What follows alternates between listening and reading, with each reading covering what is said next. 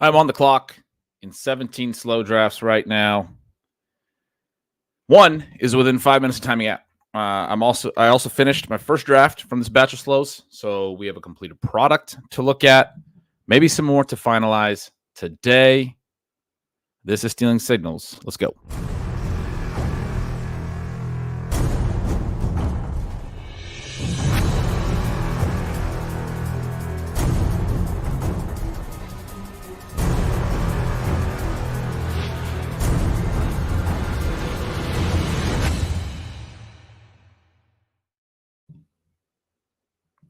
All right, we got to jump immediately into this draft. I lied, 5 minutes and 20 seconds until I time out on this one. I didn't want to make this pick. With it being this close, I thought about making it, but I didn't want to because this is one that we had a lot of fun with the other day. One of the earlier shows this week, I think it was the second show. It's the one where I took both Sam Laporta and Trey McBride and basically boxed myself out of wide receivers. But it's interesting how it's played out. I'm going to go to the draft here. I have Trevor Lawrence starred. He is a nice value. He's the third guy in the queue. Dallas Goedert is the top value. This is the one where the chat was laughing at me because George Kittle was a fantastic value, and I couldn't take it because I had already taken two tight ends. We talked about me potentially taking a third. The chat was thinking that would be a fun little action. I was sitting there saying, the draft doesn't matter what your needs are, and you can't just do what the draft is what the room is sort of forcing you to do, and then simultaneously realizing, actually, I don't agree with that. I've definitely learned that lesson that you have to swerve into the avalanche when it comes to wide receivers, and you're getting close to the wide receiver window slamming shut. So I ended up taking Curtis Samuel 22 picks ahead of ADP. I want to talk through that a little bit. I am going to take Trevor Lawrence here right before our timeout. This is a Bijan Robinson start that goes Devonta Adams in the second round, and then Sam Laporta, Trey McBride in 3-4. So I take one wide receiver through 4, and we saw how I got hit by that. But I think it's interesting from the perspective of how things go from there. I get Christian Kirk in 5, Roma Dunze in 6. It was at 7 that we had the nice little laugh. I had to pass up George Kittle for Curtis Samuel, something that I probably won't do in another draft all summer. Very into the elite tight ends. Curtis Samuel going much, much further. I think his ADP at this time, I think it's into the double digits now, but it was over 100 at the time of this pick. So 22 picks ahead of ADP. But my big hope was that I'd get some receivers to fall after that point. Only one goes in the next 10 picks until I'm up again, and I'm able to also get Lockett, and then only one more goes in the 10 picks after that. So it was Jameson Williams and Cortland Sutton that went in between my next 2 rounds. And so I go Curtis Samuel, Tyler Lockett, Mike Williams. All 3 of them have really similar ADPs. By the time I take Williams, he's only 4 picks ahead. Tyler Lockett was 15 picks ahead of ADP. Samuel was 22 picks ahead. So I bunched together 3 receivers that maybe don't even go together on a lot of teams. Get a little bit of a unique thing there. But the lesson for me certainly was that swerving into the wide receiver avalanche was right. I go get Samuel as my wide receiver 4 because I have to. And as I thought through this, it was like, I don't want to pay pick 78 prices for Curtis Samuel.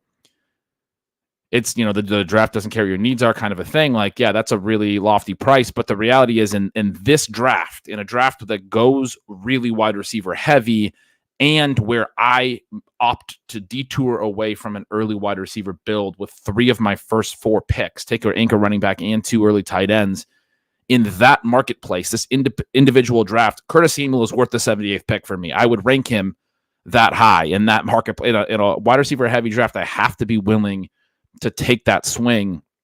I do.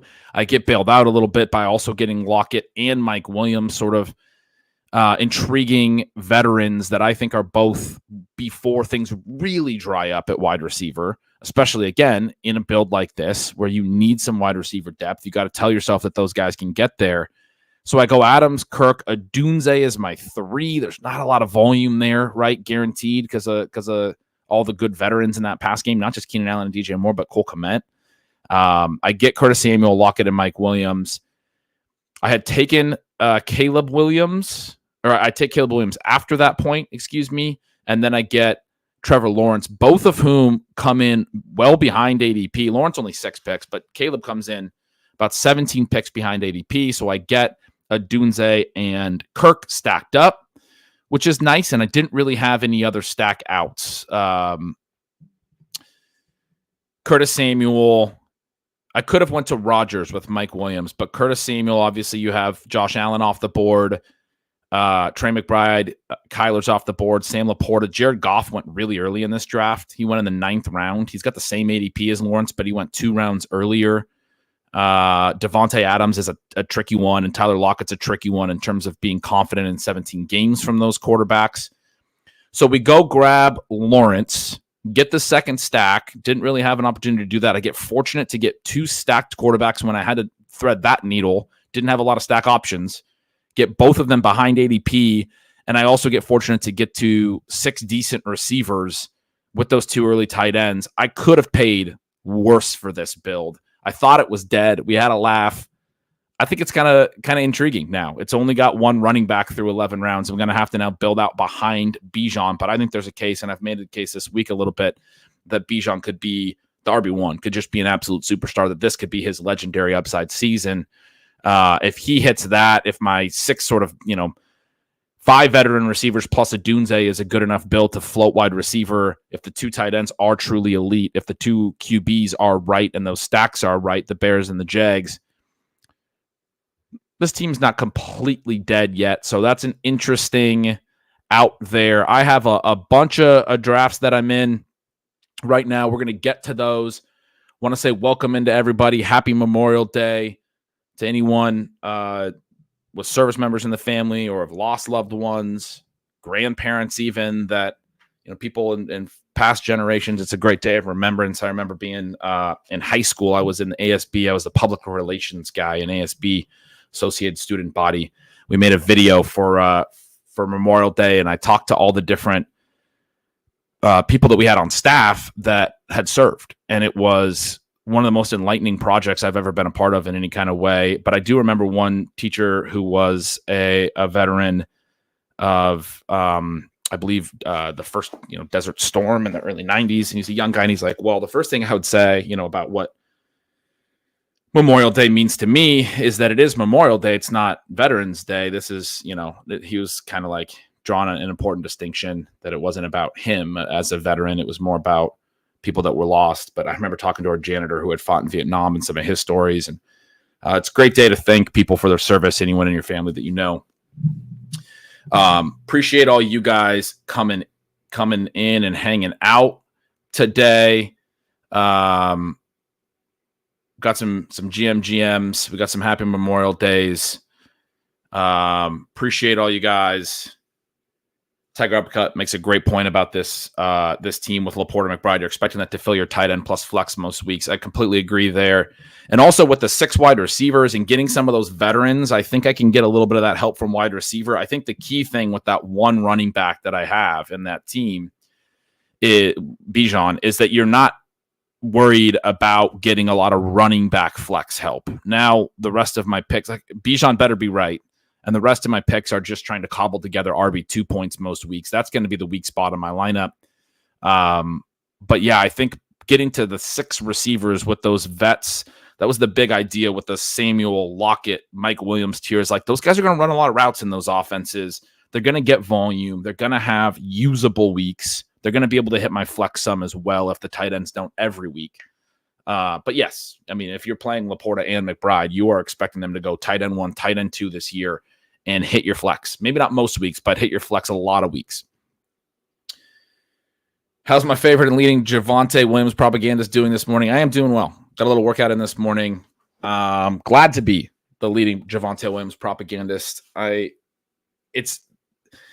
did a little bit more digging into the actual numbers of Sean Payton's offenses. And even when he last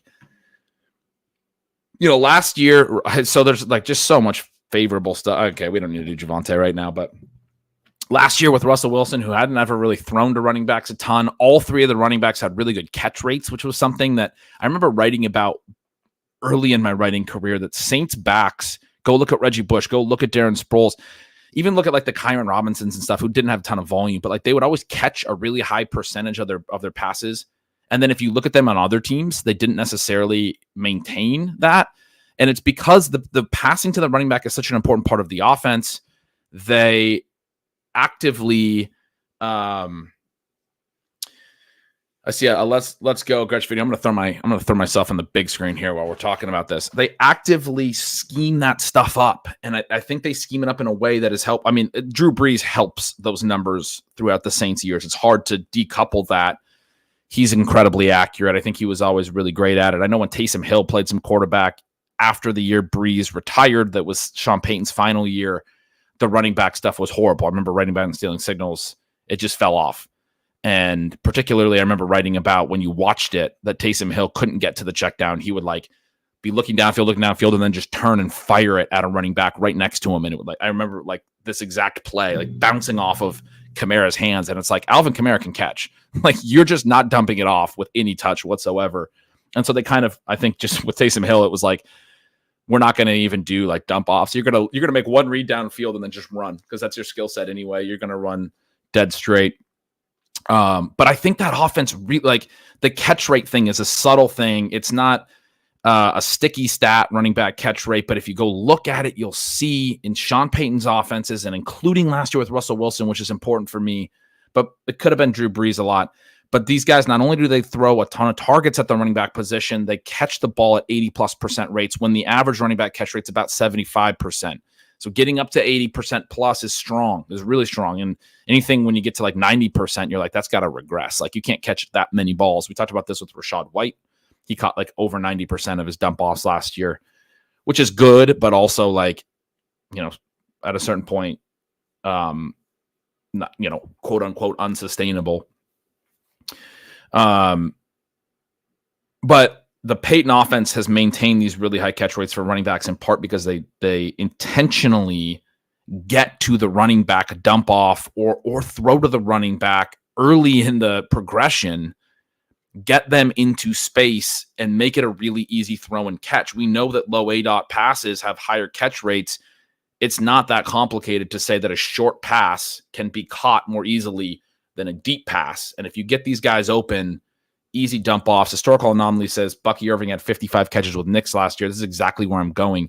Bo Nix's tendencies, all the stuff about his accuracy, broke the completion percentage record in NCAA last year. Everyone was talking about how a big percentage of that was the low ADOT element.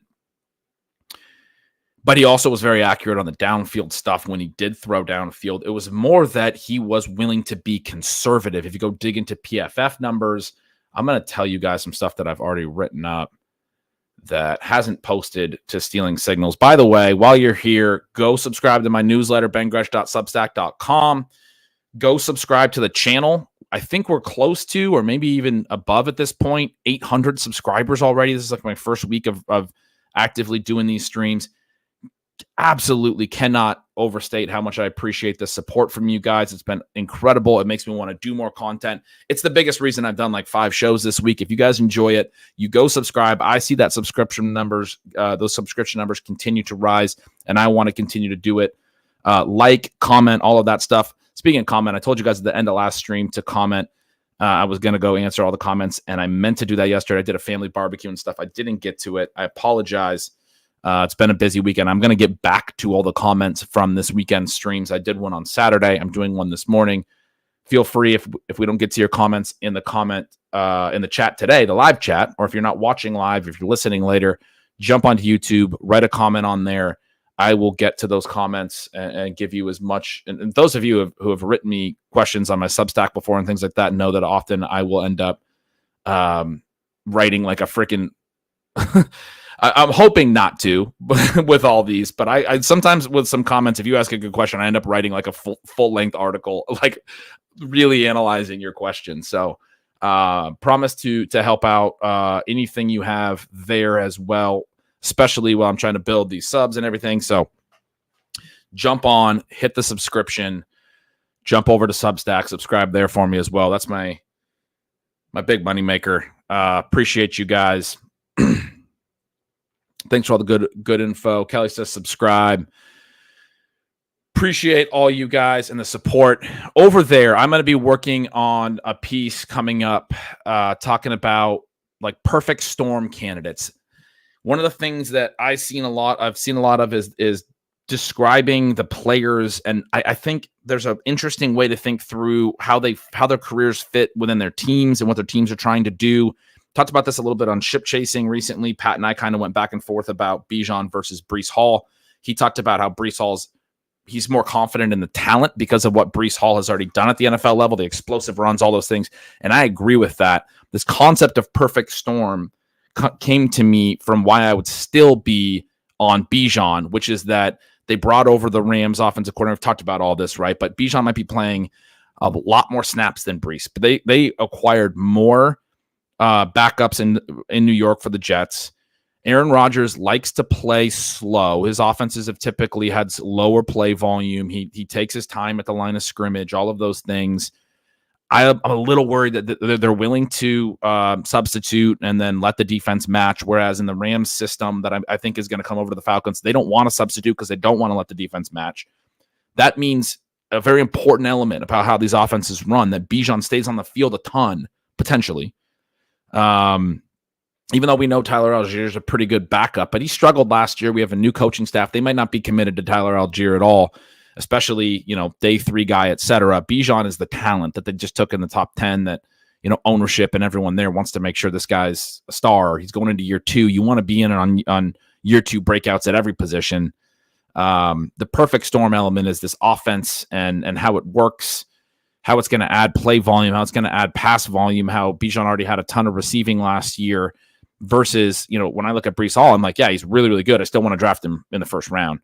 But I have a harder time being like, everything's going to go perfectly right for Brece Hall's usage. I can't make the same perfect storm case. It's still possible. I mean, and he could just be really great and excel at the usage that he gets. The point of this article is more to talk about these situations that I think are going to be missed a little bit by the market, right? That are, a part of the probabilistic range that we want to emphasize. We want to emphasize these really strong upside, crazy outlier potential outcomes. The other one is the Broncos pass catching thing. And I'm sorry that I'm already like 10 minutes into this point, but that's why I'm going back to the notes here. Bo Nix in college had all the accuracy and a lower ADOT, but he still was good when he threw downfield as well. And the way that you read his stats is that he was just willing to take the higher percentage throw. He had only 20 big-time throws. That tied for 27th nationally. This is at PFF, their big-time throw stat. Michael Penix led the nation with 43, more than double. But Michael Penix also had like 12 turnover-worthy plays. Bo Nix only had 5 turnover-worthy plays. The relevance of this, big-time throws required taking on some risk, right? He didn't take on a ton of risk in a lot of his stuff. He came underneath. He threw the high-percentage throws. 103 NCAA QBs had at least 10 big-time throws, which is half as many as Nix. Nix had 20 still. None of them had fewer turnover-worthy plays than Nix's 5, right? So the fact that he only had the 20 big-time throws is because he didn't have turnover-worthy plays. He was conservative. He took the underneath stuff. And only one of those 103 even matched Nix's 5. Most of them were higher than 5. And then the other way to put this is of the 79 QBs who had at least 13 big-time throws, only 9 had fewer than 10 turnover-worthy plays, which is twice as many turnover plays as Nix. So of the quarterbacks that had half as many big-time throws, none were as low, or half or more. None were as low on turnover-worthy plays as Nix. Of the ones that had a reasonable number of big-time throws, very few had even twice as many turnover-worthy plays as Nix. So the trade-off for the lack of big-time throws was there. He was really good at protecting the ball, the high percentage throws. That's why Sean Payton drafted him. That's what Sean Payton's offense has been for 20 years, guys. Like, it's the high percentage throws. And in his rookie season, that's what you can knock Nix for this a little bit even. You can call him a check down Charlie if you want. But like in his rookie season, Sean Payton's going to focus on that. That's what he wants to develop, is the high percentage throws, is making the conservative decisions. That's exactly what Sean Payton cares about, is matriculating the ball down the field, is this West Coast offense They led the NFL last year in targets to the running backs with 153. The perfect storm element isn't that they could lead the NFL. I'll be shocked if they don't finish in the top 5 in running back targets. It's that they could have like 200. And then I was talking about the catch rate stuff. You go look at his years in New Orleans. It's like 15 seasons. There's like 480 team seasons over those 15 years. And all 15 of the Saints are in the top like 80 of that 480. They're all in like the 84th percentile or higher. The weakest of his 15 years is the 84th percentile of all team seasons in running back targets. And then if you look at running back receptions, they all shift up. So he has like the second most targets to running back season, but he has the first most reception season, and it's like 15 clear of the next. I mean, so the I can't remember what team had more running back targets than him in that period. There's one season, I think it was maybe a Patriot season or something, but the number 2 target season for the Saints is actually the number 1 reception season. It all shifts up. I'm not trying to say that the catch rate stuff is a little bit tough to really buy into or quantify, but I do think there's an element of, again, taking these throws, making them high percentage. That's the intent of the offense. So not only is there going to be a ton of targets, there's going to be probably more than their share of receptions for those targets. There's going to be a lot of pass volume to the running backs in this offense. I just don't know how you don't get in on Javonte Williams. I don't know how you don't get on. Like Blake Watson is a fun, really late guy. He's probably like 5th right now. He's the UDFA, but he had a good receiving background in college, and he's the guy that comes in, and I'm like, if he plays at all, he's going to catch balls. Anyway, that's enough. We've been doing so much on Javonte, but I did write some stuff. I want to share some of those stats about Bo Nix, about how he's the perfect fit as he comes in as a rookie. This perfect storm idea of like, man, like that's what they're going to do. Like Sean Payton's going to want to develop that part of what he already is. They'll develop his ability to take shots downfield, I think, over multiple years. You'll see that in 2025, 2026. If Nix is a player, and if they like him and they're committed to him, I think you'll start to see him make more shots downfield. I think in the first season right away, like that's like the tent pole of Sean Payton's offenses. Chat's got a lot of comments here, kind of looking at it. A lot of stuff about Brece. I'm not really, trying to dog Brece. I think I was trying to really just talk up what Bijan could do. I think that is clear here. A couple of people saying Brece may play less. I think he'll have more big plays.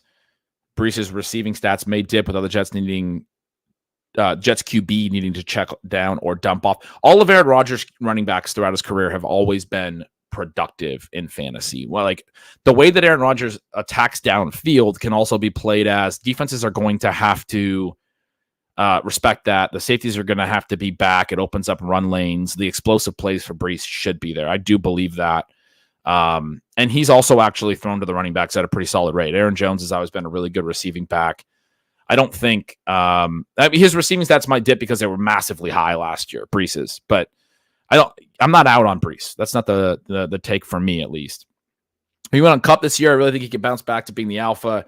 Really like his price this year. I'm in. Yeah. I've been drafting him as far as an older receiver with some legitimate injury concerns. I'm willing to take some stabs at the 3-4 turn. I talked a little bit about not really loving taking him with Puka, and they line up so well in ADP that I think it's worth emphasizing. 1-2 turn for Puka, 3-4 turn for Kupp. Part of the reason being that I think Puka's rookie season was inflated by the fact that Kupp only had like 700 yards because he missed the first several games and then wasn't always healthy when he was out there. If you think Kupp bounces back and is worth that 3-4 price, I think you're saying that Puka's probably not building on year one. And I think the 1-2 price for Puka argues that he's a year 2 guy to target because he's building on that year 1 and takes off. And I think it's, if you're saying Kupp hits, you're saying Puka's rookie year was among the higher end outcomes for him, like an 80th percentile outcome, not a 50th percentile one that he can then shoot out from even more.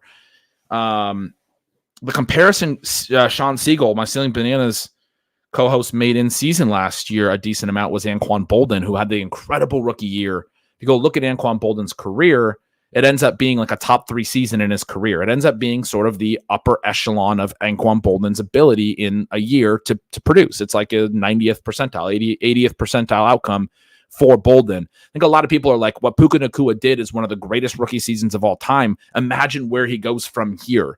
I think it's worth considering if Kupp does bounce back and some of those things, that this might have been more like Anquan Boldin. It might have been more like an 80th, 85th percentile outcome for Nacua right away as a rookie, and a hard thing for him to then continue to better and get, go even higher with. Which is to say that at these prices, 1-2 turn and 3-4 turn, to bet on both, you're trying to thread a needle of Kupp bouncing back and being worth that price tag, and also Nacua being really, really good and the offense taking off in a way. It's a very concentrated pass game. It's still very plausible. And then you're also saying that that this is the offense you need in the playoff weeks is sort of the thing. So like, even if they're both really good, it's concentrated, they take off. Maybe I said this on Ship Chasing, maybe Puka's outcome then is more like a mid-round 2 valuation. And maybe Kupp's is still not like smashing the 3-4 turn valuation. But I do think there's paths to him smashing it, which is the point here. And if he does smash it, if he's as good as he's been, if last year really was just an injury thing and he comes back and he's a top 10 wide receiver, I just, it's tough for Puka to also be a top 10 wide receiver in that scenario. But anyway, if he's really good again and they kind of trade some explosive games and all of those things, they could both be like not great values at those prices, but then spike in the playoffs, right? I mean, it's still very plausible that the Rams could be the offense you need. More about Brece, Bijan.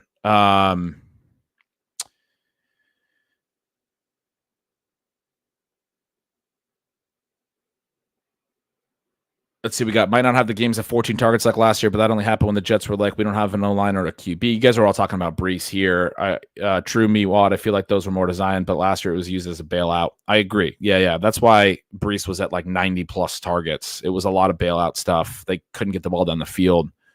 And Hoosier's doing the same thing I'm doing. None of us are saying that Brece Hall is going to be bad, that he's going to suck at fantasy or anything terrible. It's a conversation of first round draft capital. Is he worth that? Etc. And I think Brece is. I think he is. I think he's absolutely a top 3 running back. I think there's 3 running backs, and that's like, and then we have a drop off. Like, that's the conversation. I don't hate Jonathan Taylor in the early second round. I think that's when you're starting to get into the RB4 conversation, but it's a tier break. It's absolutely a tier break.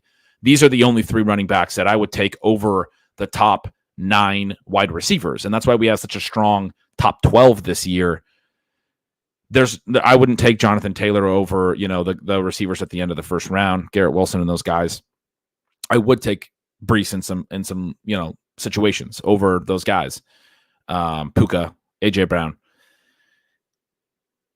My point on Bijan is that I think Bijan can challenge Christian McCaffrey. Like, it could be that kind of a year. Like, when these eruptions happen, when, David Johnson went off in his second season, when Todd Gurley went off in his second season, I think it was year 2 for him. Le'Veon had the great year 1, but then went off in year 2. Christian McCaffrey didn't have an amazing year 1, had some positive elements to his receiving profile and all that. The workload exploded in year 2. He became Christian McCaffrey in year 2. That's what I'm trying to say about Bijan. It's not about Brece. Just more that, Pat and I were talking through that. I think the perfect storm element for this year 2 usage, that's like what Christian McCaffrey got in year 2. Not to the same degree. Christian McCaffrey's usage is a one-of-one fantasy thing. But that year 2 takeoff for Bijan is more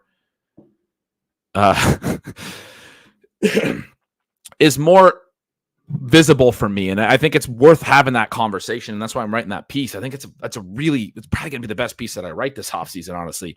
It's a really interesting way to talk through it. This idea of like, yeah, I mean, we can all look at the stats and we can all argue the nuance of like who's a little bit better, or who's going to get a little bit better projected usage. What about these situations that actually define the season?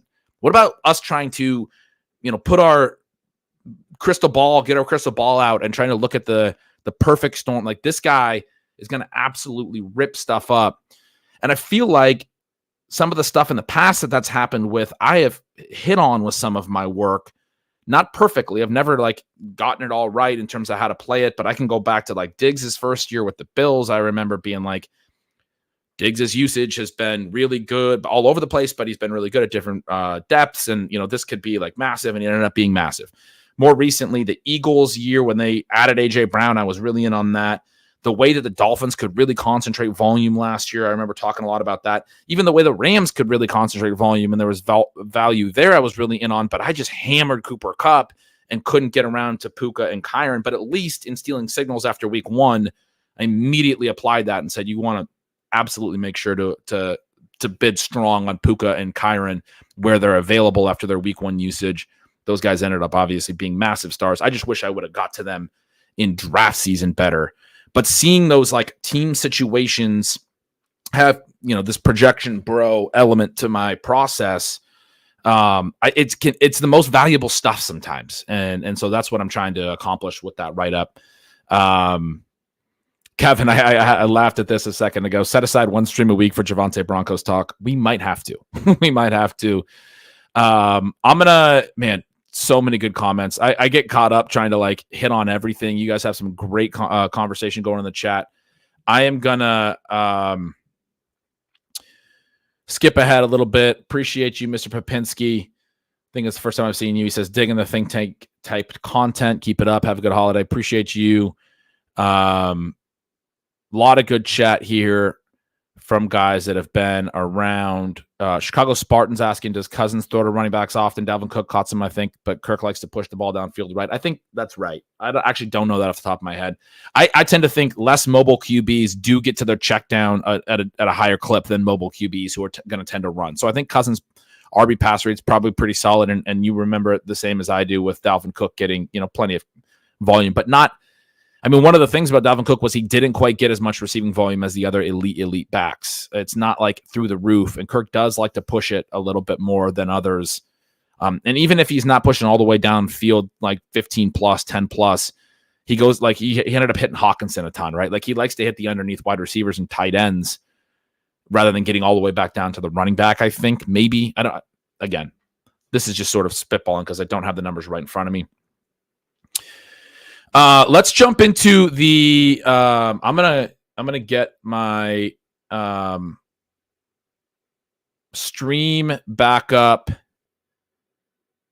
Appreciate this, Josh. Yeah, the year Kupp went off was another one that had some ways of thinking about Kupp that got some people on him. I didn't play him as much. I had him in a couple spots, but the way that I talked through him, I know a lot of people ended up crediting. I talked through him and Robert Woods as being priced very similarly. Kupp was going a little bit behind Woods, and I was based on the targets per out run stuff and all those things I like to look at. I was saying pretty clearly that if one of these guys separates, it's Kupp. He was the one that looked like he had room because he had never really run full route shares. He could get up to the full route shares. His targets per out run were a little bit more promising. Woods were a little bit more. His production was a little bit more routes dependent and not as elite on the targets per route, where you're like, there's untapped potential here.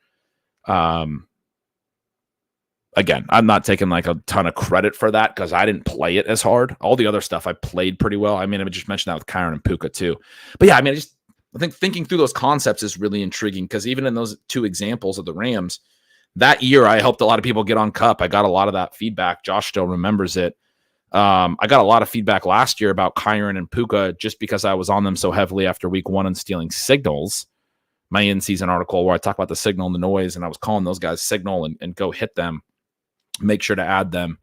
Top 2 ads of week 1, that kind of thing. And so it was interesting to get positive feedback on them because there was other situations. I did a Mastiff draft with the ship chasing guys and some co-managers, and I got us off Kyren. I was talking about like in the draft season, I didn't want to draft Kyren. Thought he did not have the athleticism. And so it's it's the give and take. You hear that you were right about Kyren, and you're like, no, I wasn't. No, I effed that up, actually. Anyway, we're going to get back to the drafts. We are 30 minutes in. I've been firing off all sorts of takes and comments and stuff. What we want to jump into here real quick is completed. We got our first one completed. This is the one that I had done the triple stars on want to show you guys how it finished up. It's the one that we talked a lot about on this show. We talked about it on Ship Chasing, where I went Nico Diggs 2-3, and then I decided to go Stroud over Andrews and hit Kincaid on the way back. So it goes CeeDee Lamb, Nico Collins, Stephon Diggs, CJ Stroud, and Dalton Kincaid at the 4-5 because Andrews goes to the turn. I still maintain that I think you want to prioritize Stroud there. I've seen some other, conversations about that, including from our buddies over at Ship Chasing. I think it's wrong to go, if you go Nico and Diggs, to go Andrews over Stroud. I think it's wrong, even if you get Lamar coming back, because you have to get both things right. I think if you're taking Nico 211 and Diggs 302, you're making such a bet on Houston. You want Stroud. And what you can do is what I did here. I wound up getting both Bateman and Devontae Walker as bringbacks. I can still have a bringback for week 17. I don't have to make it into a week 17 super stack. I can play Houston through the double stack. I can play Dalton Kincaid onto this build, which might even be more unique because people are really, over prioritizing week 17 in some situations. And this is one that's getting a lot of attention. There might be a lot of Andrews bringbacks on Houston stacks. So anyway, Lamb, Nico, Diggs, Stroud, Kincaid, JSN, Rashee Rice, Jalen Warren, Trey Benson, Chase Brown, and Tyjae Spears started the 0RB build. I get Dallas Goddard, and an unstacked Trevor Lawrence at really good prices for my tight end 2 and QB 2 at the 12-13 turn. Bateman, Bucky Irving, I took a little ahead of ADP to add to the 0RB build. Really like him. Devontae Walker, another Baltimore bringback. Tank Bigsby, my only stack partner for Trevor Lawrence. And then we talked about Malik Washington. He did make it back. I had starred him as a potential week 15 bringback on my big Houston thing. I decided I didn't need that either. It's important to play week 15, 16, 17, all of that stuff. But the chat's saying my mug's covering the board. I mean, it's a good point. Maybe I should just do it like this. But then I lose, you guys can't see it as much. And I can't move this around. I wish I could move my mug. I guess I can just do the board. Just take my face off. Especially when we're looking at the boards. That makes sense. The week 15, 16, 17 stuff is very important. But I think if there's a legit tier break, this is the way that people have been talking about it for multiple years. And I still try to think through. You don't reach across tiers just for the correlation aspect. Malik Washington is intriguing as a rookie. There's some upside there. If DJ Chark would have went, I would have probably went for him. Although there was another, Demario Douglas goes undrafted in this draft. There was another volume-based wide receiver play. Rondale Moore's another one I really like who goes undrafted. I was looking at all those guys I think they're in a higher tier than a Malik Washington breakout scenario. I didn't take Demario because I had 4 week 14 buys with the 2 Texans and the 2 Ravens in my wide receiver room. Couldn't add another week 14 buy there. I needed to get a piece that could, provide a little bit of value week 14 and potentially late season. The play on DJ Chark is that Quentin Johnston's a bust by the end of the season, and they're giving DJ Chark more and more routes. It's a little bit like, a rookie late season upside, but DJ Chark's enough of a veteran that if Quentin Johnston's so bad, they need to sit him down or whatever. I think you'll see Chark play. And then if Chark's had efficient vertical production before, if he gets into a play action heavy Justin Herbert offense and he's actually running some routes, I think there's real upside for some splash plays and some usable weeks in terms of, 18th round picks. Malik Washington, a thinner bet in that regard. So I thought that was a little bit of an interesting talking point. I didn't want to over prioritize a week 15 bring back from a player that I don't really think has a massive impact for the Dolphins this year because of the way that the Dolphins are so concentrated on the players they do really care about. Malik Washington, a day 3 player, tricky for him to become somebody that they really want to prioritize. I talked about this last week, but even when Tyreek missed some time, it just becomes Waddle in the backs. It just goes, it's not like another receiver steps up. It just goes all to Waddle, and then it goes all to the other players in their offense that they want to get the ball to. So it would be, in that perspective, it would be Mostert and Achane and Waddle getting all the volume. Meatwad says, what if QJ's a bust, but DJ Chark is also comparably bad? I mean, great point. They'll just go back to QJ. That's definitely a viable thing.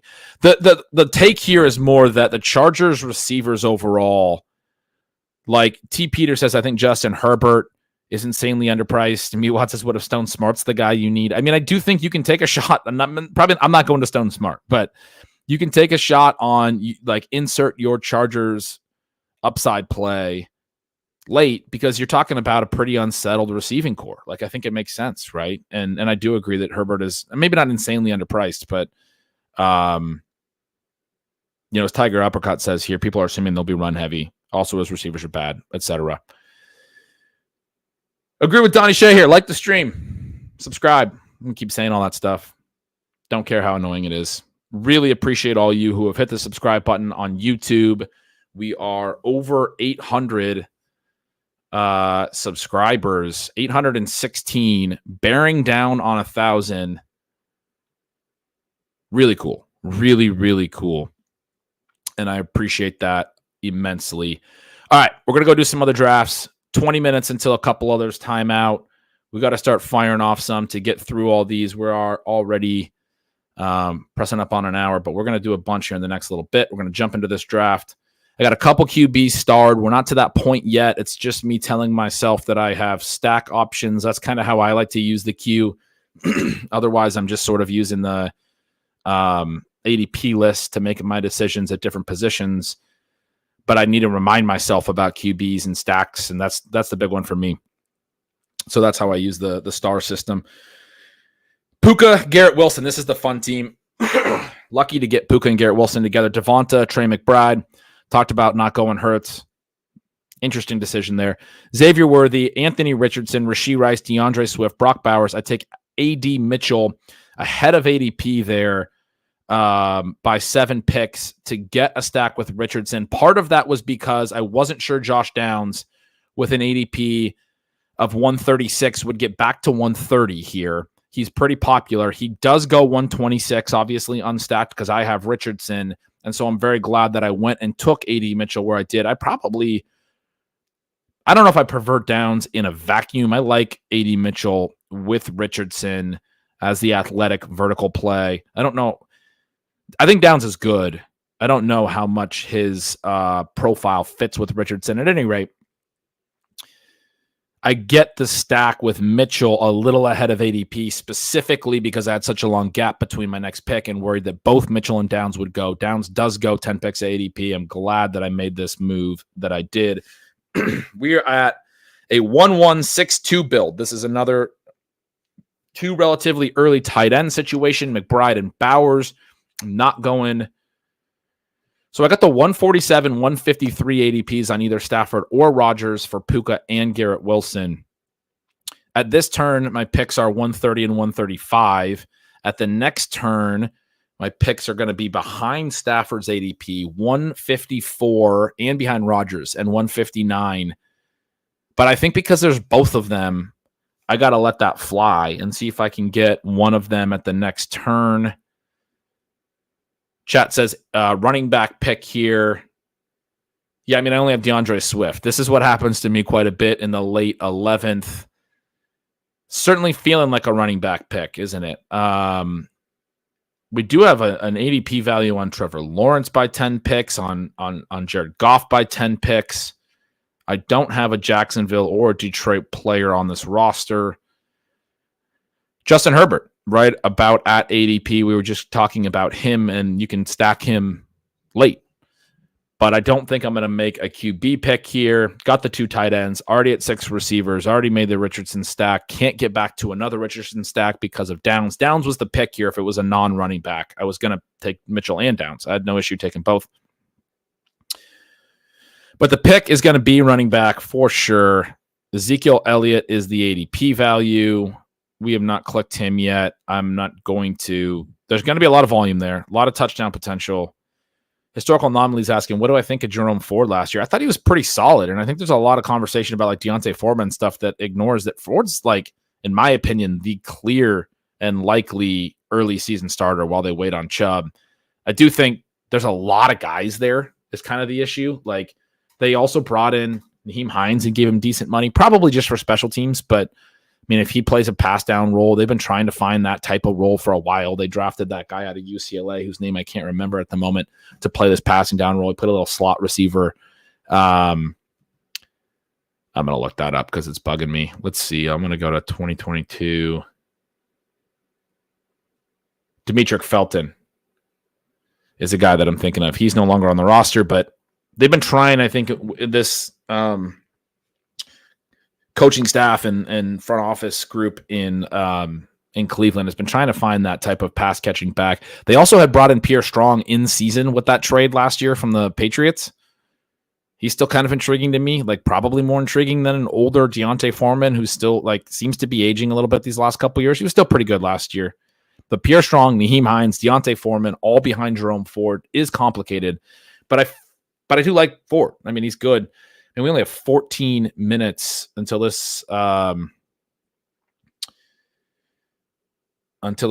out. I think another one is right next to this. So yeah, we're taking our time with these picks today. I'm gonna go down to Charbonnet. I feel like his argument for being the clear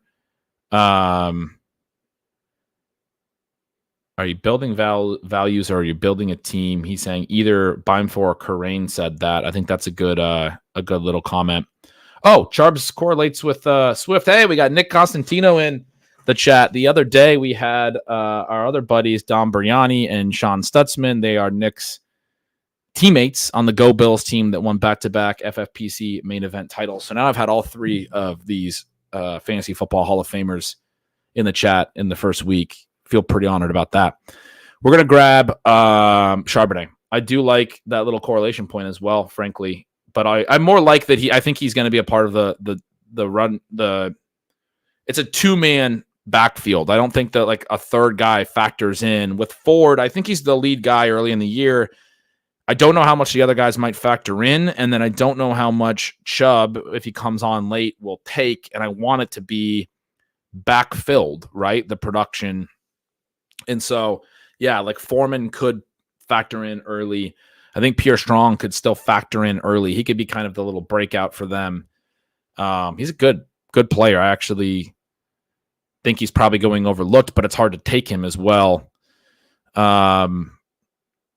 because it is so crowded there. And then, again, with the Chubb stuff coming as like backfilled production, if he's able to do anything late, at least backfilled volume probably, right? Like he's going to play some this year. He's going to get some touches late in the year. It makes Ford more of an early season push, which wouldn't have been bad for a 0 RB build with DeAndre Swift as the only running back, because I'm going to be hitting some later round like rookie running backs where I'm hoping to get backfilled production from those guys. So getting Ford as an early season guy works, but I think with Charbonnet I can get a little bit of my cake and eat it too. Going to jump into the puppy. So I haven't taken a lot of Ford. I've taken a decent amount of Charbonnet because Charbonnet goes right behind him. I don't mind taking Ford. It's just that's where I'm at. Jumped into this puppy. I have 5 QB start here. Again, I just talked about that star method, but this is a team where I haven't taken a QB yet, and it's going to be a disaster late round 3 QB build. And so I'm like trying to actually build in more outs. I took Xavier Legette in my last round. I had taken Jacoby Myers on the last stream to stack with Bowers, but I talked about like I don't want to take the quarterback on that team, but I might wind up, if things go really bad, making a bet on a Vegas quarterback, probably Minshew. But I mean, I think Aiden O'Connell plays this year. We talked about that on our last one. This team is Jamar Chase, Saquon Barkley, Malik Neighbors, Christian Kirk, Keenan Allen, George Kittle, JSN, Raheem Mostert, Javonte Williams, Brock Bowers, Jacoby Myers, Xavier Legette team. We are at 0-3-7-2. Only 3 running backs, the 7 receivers, the 2 tight ends are Kittle and Bowers. Feel fine there. It's going to be a 2 tight end build. The 7 receivers, again, took Legette at the end of that, added Myers. It gives me some later round outs. Neighbors earlier gives me a Daniel Jones out. Having JSN in there gives me a Geno Smith option. I've starred Drake May as well because I could just play New England receivers in the later rounds as well. There's a lot of ways to do that. Jalen Polk is 3rd in ADP value right now. I think the pick here is probably my RB4. I only have Saquon Mostert and Javonte Williams. Need to build in a little bit of upside here. Ty Chandler's at the top of the ADP list, and I like Ty Chandler, but in this build, Saquon, Mostert, Javonte Williams, a lot of early season volume. Maybe some fragility here, right? Like Mostert's pretty old. Javonte had the efficiency issues last year. I really do like him. I like the opportunity, but I absolutely will acknowledge that if he has efficiency issues again this year, he may not keep that job all year. That's part of the issue with him. I think it's front-weighted production with upside. So I'm going to pass Ty Chandler, who's probably a back-weighted play as well, but I kind of like him because he's a standalone guy too. I don't think Aaron Jones is going to be a massive workhorse. You guys in the chat are getting there with me. I like Ray Davis and Kamani. Hoosier says Vidal. Those are the next two. I like both of them. But I like Kamani Vidal a little bit more. I like that Chargers offense, the prices, getting into them. We talked about the Chargers on the last stream, and I talked through why I don't trust the top of that running back depth chart. I think Vidal is one of the few running backs you can get around pick 150, like I just got him at 148, that has the potential to just kind of win the job outright on talent. Maybe not one of the few. That's maybe not fair, but Bucky Irving would be another example of that with Rachaad White's struggles. I think these rookies are nice prices here. I'm going to star Bucky. At a certain point, I got to take QBs on this team, though. Let's go back and dig into the next draft. This is the Chihuahua, where I have 38 minutes left. I have Jermaine Burton at the top of the queue. He's 4 picks ahead of ADP. This must be a Chase Burrow team. We have Chase Adams, Neighbors, Tank, Dell. So a 4-receiver start. I get Tank in the late 4th. I go Andrews on the way back, the little mini thing with Tank. Rachaad White. This is the only Rachaad White share I have. I took him 15 picks after ADP. I want to emphasize that because I don't like Rachaad White, and I actually still think that was not a good pick. I'm like mad about it. Joe Burrow, Zach Moss, Cortland Sutton, Brian Robinson, Chase Brown, who goes into that Cincinnati stack. Cole Kmet becomes my tight end 2, and I think at that point, he's a pretty good value. I got him a little bit behind ADP. Cole Kmet's a really nice guy to take behind ADP. Hoosier on the last draft mentions Tyrone Tracy was right there too, and I think, yeah, he's another one you absolutely add. I saw him with Bucky Irving and almost started him too in that last one. He's right in that group. Andrews Kmet is the tight end room. I'm comfortable with that as a 2-man tight end room. Kmet's one of the last tight ends where I can say I can stop at 2 if I take him, and I like stopping at 2, especially if I can get the second one at 141, but feel comfortable with his routes. I don't think Kmet's that big of a difference. He's like the arbitrage, like Schultz, where you have 3 really good receivers, but he's going to run all the routes at tight end. I mean, I know they brought in Gerald Everett, but I think Kmet had enough of a breakout last year that he's going to run most of the routes. He's going to be out there. He should catch some TDs. They're going to have a good passing offense. I like him as a number 2 tight end where I can stop in a 2 tight end build if I have an Andrews at 1. Like, that's good enough. I don't think Kmet's like an awesome play or anything because of the volume ahead of him. I mean, you guys know I love Keenan Allen. You guys know I love DJ Moore, and you guys know I love Rome Odunze. Like, the more I think about this Bears receiving core, I'm like, this is my favorite receiving core. You know what it is? It's since the 98 Vikings. It's since Randy Moss was a rookie. I fell in love with that receiving core as a 10, 11-year-old. I was already in love with Chris Carter. I already loved Jake Reed. That was like that's the standard of 3-man receivers that I just absolutely loved. That 98 Vikings team. They went 15-1. I've now pulled up their stats. So Jake Reed only played 11 games that year. It was mostly Moss and Carter. I wanted to see if Reed was even on the team at that point. He was 31 at that point. He kind of was phasing out. He was better earlier. Chris Carter, 78 catches, 1,011 yards, 12 TDs, age 33. And then Randy Moss, age 21, comes in 1,300 yards, 17 TDs. That team was sick. I'm not saying Rome Odunze is going to be the next Randy Moss, but some comparable shape to the Bears one. Anyway, love. The Rhodium just said you believe Bijan over Brece. Talked about this at length at the beginning of this video, so go back and watch that for sure. Love this Bears passing game, but still think Kmet is a really intriguing 4th. If they lose one of those guys to injury ahead of him or anything like that, he's a strong option. Does Waldron bringing in Everett give you any pause on Kmet? Yeah, a little bit. Waldron's coached him for the Rams and the Seahawks. And so, yeah, I mean, it's a little bit that he wants to bring in this pet project, but Everett's like not been great throughout his career. I think he's like their number 2. Like they always use him sort of behind Higbee. It could impact Kmet's routes is the biggest issue because they do some move stuff. They do some rotational tight end stuff. Anyway, this is a team that has Burrow. Oh, I took Zach Moss and Jamar and Chase Brown is an interesting one here I wanted to talk about as well. So I had White. I took Zach Moss right around ADP as an RB2. Took Brian Robinson as an RB3 behind ADP. And then Chase Brown, who I'm taking ahead of ADP, and I see him go. And I think this 119 ADP that he has is going to rise. I got him at 124. So he falls a little bit behind ADP. And I'm like, you know what? I don't really see an issue between. I won't do this with every team, but I think somebody's going to be right in the Bengals backfield. Like Zach Moss at 92 and Chase Brown at 119 in an offense like the Bengals is just silly at this stage.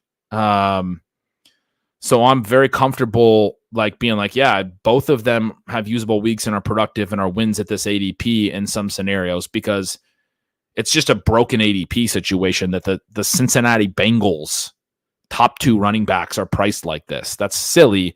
And then if I'm doing a Bengals stack already with Burrow and Chase, like, fine, if you're going to give me Chase Brown after ADP, like I passed on him at 117 and took Brian Robinson. And I was like, man, I kind of want to take Chase Brown. And then it goes around the turn. Tyjae Spears always goes right by Chase Brown. Tyjae Spears did go. And so it left me Chase Brown. And I needed another running back. And it's like, all right, I mean, I'm going to do this. I'm not going to do this everywhere, but I'm going to do it on this team. That's a Bengals stack. I'm going to take both those backs. And so anyway, I mentioned as I jumped in here that Jermaine Burton's at the top of my queue. I have a couple late round QBs starred that I can stack up as well. I do only have 5 receivers. So this is a 1-4-5-2. I think that's why I starred Burton. Is like, you got to get a 6th receiver. Burton makes a lot of sense in this build. I'm going to take him, get myself to 6 receivers. This is becoming a Cincinnati onslaught at this point. 2 receivers, 2 running backs, Burrow at the top. That's fun. I'm in on it. I don't have a Dolphins. Or no, they don't play the Dolphins. They play Denver. Oh, I think I did have a Denver bring back. I think I had Sutton on that team. Anyway. Let's keep going. Here's the best Ball Mania team. Kirk Cousins starred at ADP 137. We're nowhere near that. This is one of my slower moving drafts. Probably not helped by the fact that I have sat on the clock until I only have an hour left here. It's a Bijan Drake London start. That's why I have Kirk Cousins starred. Want to get him obviously into this build. DK Metcalf, Trey McBride, Xavier Worthy, Roma Dunze, Kyler Murray, Rashee Rice, and Trey Benson is my RB1 in this one. Oh, no, sorry. Bijan Robinson was my RB1. I have Kyler. I have Trey McBride. This is only a 1 QB, 1 tight end early, and they are stacked together. I do have a Dunze in this one as well. London, Metcalf, Xavier Worthy, Dunze, Rashee Rice, only 5. Again, 2 chief receivers, very similar to what I was just talking about with the Bengals running backs. I'm comfortable making directional bets like that in a lot of these spots where I just think the combined pricing within an offense is wrong. We've talked about the Chiefs pass catchers quite a bit. And I'm making the directional bet on the Chiefs pass catchers in a lot of these teams where you'll see me have both Xavier and Rashee Rice, for example, like I do here. But only 5 receivers. I could definitely go receiver here. Only the 2 running backs, Bijan and Benson. But Javonte Williams is 7 picks behind ADP. Man, Mike Williams is 6 picks behind ADP. He's kind of the last wide receiver, and I only have 5. Who is it with the Jets? Week 17? It's the Bills. Did I take a Bill here? No, and I don't have... Oh, do I have a Bengal? I don't have a Bengal either. So neither of these guys have any like Week 17 ramifications for me. And I think you could also make a case for Caleb here, but because I already paid for Kyler and have him stacked up, and I want to get Cousins. So Caleb Williams, despite being the ADP value and somebody I could stack up, doesn't make a ton of sense because I have a QB1 and I like the Cousins option as a QB2 with both Bijan and Drake London on this team, making a big directional bet on the Falcons offense. I want to get in on Kirk Cousins. So it's Javonte Williams or Mike Williams. Very, very clearly. I have the 2 running backs, the 5 receivers. Man, I like Javonte with Trey Benson. Again, Benson's a late season back-weighted production guy. Javonte's an early season guy where I think I can get some back-weighted production, but I don't think I can make that combination here. I think you have to break the tie here with the wide receiver window closing on getting receiver depth. I think I can replicate Javonte's profile later better than I can replicate Williams. This is why you got to be receiver heavy. Even though I already have 5 and I only have 2 running backs, I'm breaking this tie to the wide receiver 6 because that's what I can't replicate. I can replicate the RB3, and also because I have Bijan. That's another thing that I want to finish this thought with. When I have a huge anchor and a huge bet on an RB in the first round, I've already made my upside Benson play. We're basically talking about my RB2 slot, maybe some flex help. But with Xavier Worthy, Rome Odunze, Rashee Rice potentially being suspended, I got a lot of potentially back-weighted production in my receiver group. The only other receivers are Drake London and DK Metcalf. I think Mike Williams is going to run a lot of routes. I mean, he might be back-weighted if he's not healthy for week 1 either. He's rehabbing, but the reports are he's going to be good. I think if he's running a lot of routes from the early part of the season, he's going to be a nice additional piece at pick 112 behind ADP to get me off to a decent start. This receiving room, for having taken 6 receivers through 10 rounds, may not get off to the fastest start necessarily, and it needs to. Although the Kyler Murray, the Kyler Murray, Trey McBride stack and the Bijan pick could, and Benson is another bet on the Cardinals, which is nice. Those guys can help me get off to an early start too. Having that legit QB1 option, legit tight end 1 option, and legit RB1 option. I'm sitting here talking about I took 6 receivers through 10 rounds, and I feel really comfortable at all the other positions and not comfortable at receiver. But I mean, that's the way that it is, right? Like, that's why we got to take the receiver depth. All right, let's jump into another draft. I've caught up on all the timers. We only have like 3 hours is my closest timer, so I don't have to worry about which one I click on at this point. Shouldn't auto. This is a 111 draft slot. I took AJ Brown at the 111 with Puka and Garrett going 9 and 10. I haven't got a ton of AJ Brown, but once Garrett goes off, I do think he makes sense. I take Marvin Harrison on the way back as Drake London and Jahmyr Gibbs go 12-13. I would have taken either of those guys had they fallen to 14, but I take Marvin Harrison, get a little bit of exposure to him. Chris Olave has been flying up boards. I was actually looking at some of the stuff I wrote in early April. Got brought to my attention. I wrote 3 articles in one day. I was looking at some of that this morning, and I was predicting that Chris Olave might wind up in this range. He was going in the 3rd round at the time, but this was like some of my initial thoughts when I first entered my first big boards and stuff. A lot of that stuff was like wildly accurate, which is kind of cool. Like, not to brag, but more in the sense of like, I don't usually go back and read my stuff other than the stuff that I know I want to reference, like the targets per out run stuff. I've talked about that before, but usually I just write something and let it go because I'm like, whenever I go back and read my stuff, I think it sucks, kind of like I'm more self-critical. But anyway, I enjoyed reading through those. If you do subscribe at Stealing Signals, if you haven't subscribed yet, bengretch.substack.com. 3 articles all on the same date in early April, a couple weeks before the draft, maybe mid-April. Still very relevant, still some really interesting stuff in those 3 articles. I wrote them all the same morning and was like, I'm going to break these up into 3 different posts, even though, because it was going to be one really long post, a ton of thoughts. But some really interesting stuff.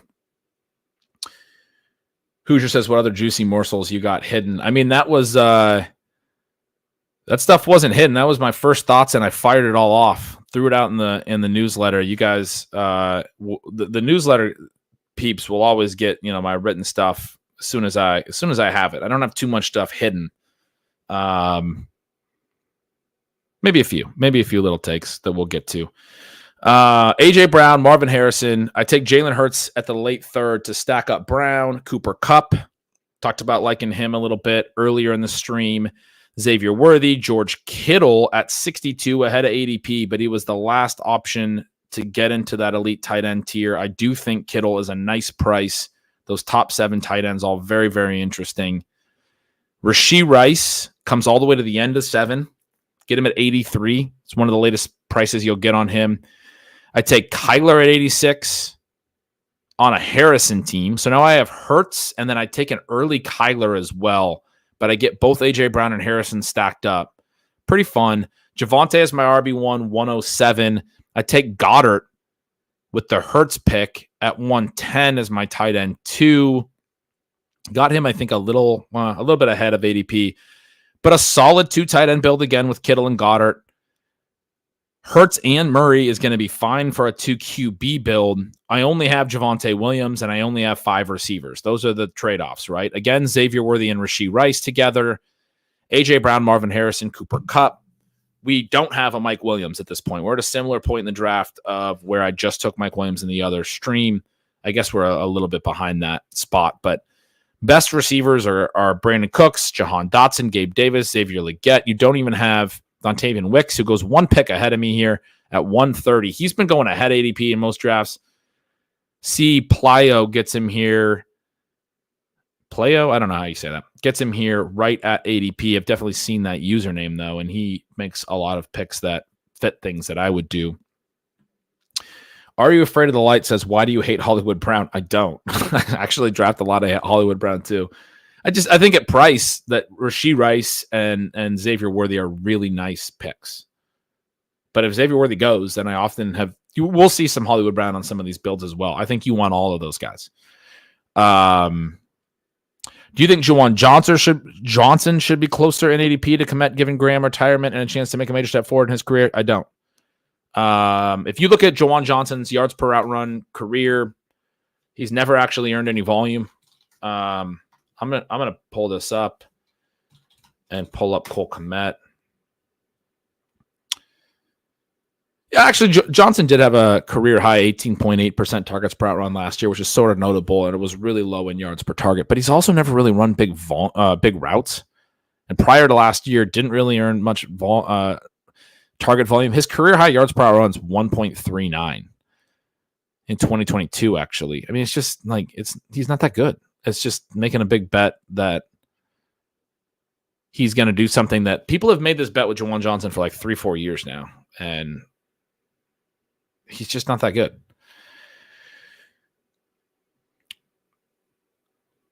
Thoughts on if Zeke is good correlation with Philly? I mean, I just refuse to draft Zeke. He just wasn't good last year. I mean, he got a lot of volume, and he's going to get volume this year. I don't know, man. I don't think he's good correlation because he's one of the players that I would most question his week 17 availability.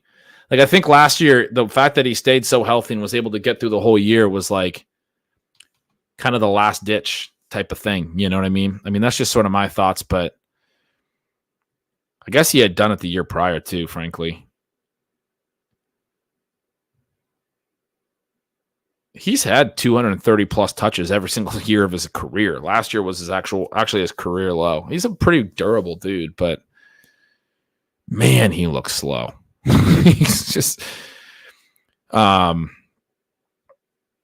Zeke's good correlation with dinner at 3 p.m. down at the Sizzler. Utah Sports says ETR is high on Juwan Johnson, but I don't get it. I prefer Likely or Henry. I mean, it's tough in the late round tight end streets because I could say some negative stuff about Likely too. Man, he did not come on the way that we wanted him to when Andrews actually missed time. And if you look at what Andrews' profile happened, and I've talked about this a little bit in some weird spots, but that's another one of those little morsels from research I've done this year. I think I showed it actually on one of the earlier streams. Is Andrews played out of the slot at a career high rate last year and a lot more than his other prior high. His ADOT dropped and his efficiency dropped. They dropped back more. And so that was good. Or not his efficiency, sorry. His targets per out run at a lower ADOT was lower. So like if you added air yards and his target earning per route, weighted targets per out run stat that I use, it's just a career low last year in this Todd Monken offense after they shifted away from Greg Roman. He was doing more just underneath stuff and not hitting the seam as much. They attacked downfield with the receivers in this offense. And I think that was a problem for Andrews a little bit, but he's still really good and they're still dropping back a ton, and that's good for Andrews. The Likely scenario was like the Isaiah Likely, scenario outcome was like, okay, if Andrews gets hurt and also they run a lot of 2 tight end stuff, et cetera, or this was him early in his career, but they didn't do that with Todd Monken. Like Isaiah Likely is just a backup tight end now. Like he's just a backup that hasn't done that much. And when Andrews got hurt last year, it wasn't that great. And it's not an offense that features the tight ends anymore. It used to be, but it doesn't anymore. So it's just like, even if Andrews goes down, I'm not confident he's going to produce. Why would I take him? And he's not going to play a lot in 2 tight end sets because I do 3 receiver stuff. I do like Henry, but Likely's a tricky one for me. It just feels like a handcuff that's doesn't have the promise that it had under Greg Roman 2+ years ago, but people haven't really adjusted. But we saw it last year under Todd Monken. It didn't have the promise. It didn't have the upside that we wanted. All right, let's get back to this draft, though. Jalen Hurts, Kyler Murray build. It's got Kittle and Goddard. It's got the Marvin Harrison thing with Kyler. I've got the stacks all done. 5 wide receivers, 1 running back. Got to hit wide receiver and running back. Don't have great wide receivers available to me. I mentioned Brandon Cooks, Jahan Dotson, Gabe Davis, those guys. The top running back is Ezekiel Elliott, a little bit behind ADP. I have the Philly stuff. You're not going to get me to draft him, cause I know you would really like to laugh at me if I did, but it's not happening, buddy. This is the same decision we just made. Jerome Ford, Zach Charbonnet, Ezekiel Elliott. I really want to get down into this running back group. Rico Dowdle is like the play off of Zeke. And then Marshawn Lloyd and Kendre Miller, you can't convince me they should be going behind Zeke. Like in a lot of rooms I get to this point and Zeke is still there. And Nick Chubb is lingering to here. And Blake Corum and Tajay Spears are fine. Who are the other ones? Oh, Gus Edwards and Austin Eckler linger. And I get into a room and I'm like, the top 4 running backs by ADP are Eckler, Gus Edwards, Chubb, and Zeke. And I'm like, I still think Marshawn Lloyd and Kendre Miller are the best running back picks at that point. Those are the 2 names. And I look down a little bit and I'm like, what are we doing? Those guys belong ahead of those old aging backs that have lost the efficiency and have lost. I mean, the market's not in on them. They've lost ADP. They've fallen. They're in the double-digit rounds. They're at pick 120. And yet people are still like, well, I mean, it's Austin Eckler. It's Nick Chubb. It's Ezekiel Elliott. We got to take some of them. I think of all of those guys, Eckler's the one that I could see just being wrong on. He was really good just 2 years ago. He was bad last year. Gets into a new offense. That's a dude that works like he's a workout warrior. He works really, really hard. I mean, I think it's possible that he was just kind of dinged up last year and we see him bounce back. The Chubb thing as well, like I want to bet on, but man, what an intense injury that was. We talked a little bit about Gus Edwards on the last stream. I could see being wrong on him too. I mean, I'm not saying I'm hyper confident on this stuff, but like Lloyd and Kendre Miller are super intriguing running backs at these ADPs. So those are dudes that I want to snag. And I can't get either of them on this build unless I take them at this turn. I'm realizing because they're ADPs of 144 and 145. I don't get back on the clock until 155. So maybe I should put my money where my mouth is here and just start drafting these guys behind Javonte Williams. Charbonnet still being on the board. I got to take Charbonnet ahead of like the Lloyd and Millers. I got to take Dowdle. I probably should still take Jerome Ford ahead of them. The other thing is at wide receiver, I only have the 5, and I could go Leggett here, who's kind of the last of a tier for me. Upside swing. Opens up. Bryce Young late. I don't need that. I have Jalen Hurts and Kyler Murray on this team. I don't have to take Leggett here. I don't really have to go receiver. I can just push it. A.J. Brown, Cooper Kupp. But again, 2 rookies and Rashee Rice. I need some routes on this team. Man, this might even be like a gross hold your nose Gabe Davis pick. I know everybody hates Gabe Davis, but he signed a pretty big deal. He's going to run routes. They run a lot of 11 personnel there. He's going to be like a Zay Jones type route participation, right? Brian Thomas is going to play. Christian Kirk's going to be out of the slot. Evan Ingram's going to play. But Gabe Davis is going to be out there. And when he gets targets or in his career, like he's been good. Brandon Cooks for the correlation cause says feels gross. Damn it. if I don't want to take Zeke from Dallas, Brandon Cooks is the way to do it. But he's another one where the efficiency just fell off so much last year. Dallas is so thin, man. Like, it is not like that. I understand why people love CeeDee Lamb so much. I've talked about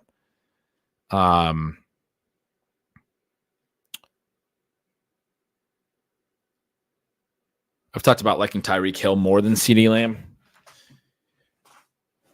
Talk Sports says Dallas, Philly, really hard to backstack. It's all gross later rounds. I'm going to take Brandon Cooks because I do think, similar to the discussion on the last conversation, A.J. Brown, Cooper Kupp, and 2 rookies and Rashee Rice is my top 5. I need some early season routes. Like, I don't want to fall into too big of a hole. I think Marvin Harrison runs a lot of routes out the gate, but Xavier Worthy maybe doesn't. Like, maybe they do a lot of Marquise Brown stuff. And if Rashee Rice is suspended, I mean, I could see them just messing around and playing whoever. Kadarius Toney, Sky Moore. I mean, they're weird. But I think Xavier Worthy probably plays a lot if Rashee Rice is suspended. I probably have something out of KC. But Cooks is a lot of routes is what he is. Could bring back a Week 17 touchdown. He had 8 TDs last year. He wasn't good, but he's out there running routes in an offense that defenses are going to key on CeeDee Lamb, and I could see him, spiking some touchdowns as well. Hoosier says take Leggett now, then Dallas next. No, I need to take a running back at this turn. But I feel like I have more running back options, and I didn't want to go RB. I wanted to get my wide receiver 6 and my RB2 was my thought. And wide receiver felt thinner. I felt like I needed to make my active decision at wide receiver, and I could just let running back happen. If New Collector goes running back here, I have an option, no matter what he does. But he could have taken 2 receivers that made me not like what I was going to have at 1202, and then I probably wind up taking another running back, and then I have 3 running backs and 5 receivers, which wouldn't have been the end of the world. But that's my first Brandon Cooks pick. I like Cause's note there. That was the way to go. It wasn't fun, but we did it. We got through it. I held my nose. All right. I got Marshawn Lloyd and Ty Chandler starred in the queue on this one. Lloyd is the ADP value. I had taken Komet at 12-11 here. I believe it's a Caleb Williams. I'm not going to read from round by round anymore. I keep reading all these teams because I know some people listen to the audio. But I'm going to read you guys position by position because we're so late in some of these drafts. So this is a 2-2-6-2 build. It's one of the ones where I did get 2 early QBs and 2 early tight ends, and then I'm really imbalanced running back receiver. 2 running backs, 6 receivers. It's a Caleb Williams, Justin Herbert. The tight ends are Trey McBride, and then I added Cole Kmet to the Caleb Williams, a little bit behind ADP. So I'm comfortable with that 2 tight end build. Kyren Williams and Devon Achane. So this is one of those teams where I went CeeDee Lamb, Kyren, Achane. I think this might be the only one. I only did this a couple times, if anything, maybe only once. Herbert is an interesting one to actually look at the draft board for. Have I not stacked Herbert? Oh, I have Ladd McConkey on this team in round 6. Okay. I don't take a lot of Ladd, but CeeDee Lamb, Keenan Allen, Ladd McConkey. So both Allen and McConkey are stacked up. JSN, Curtis Samuel, Dontavian Wicks is my receiver room. I took Wicks ahead of ADP here. I'm trying to get some exposure to him. I had to reach on this one to get him. Knowing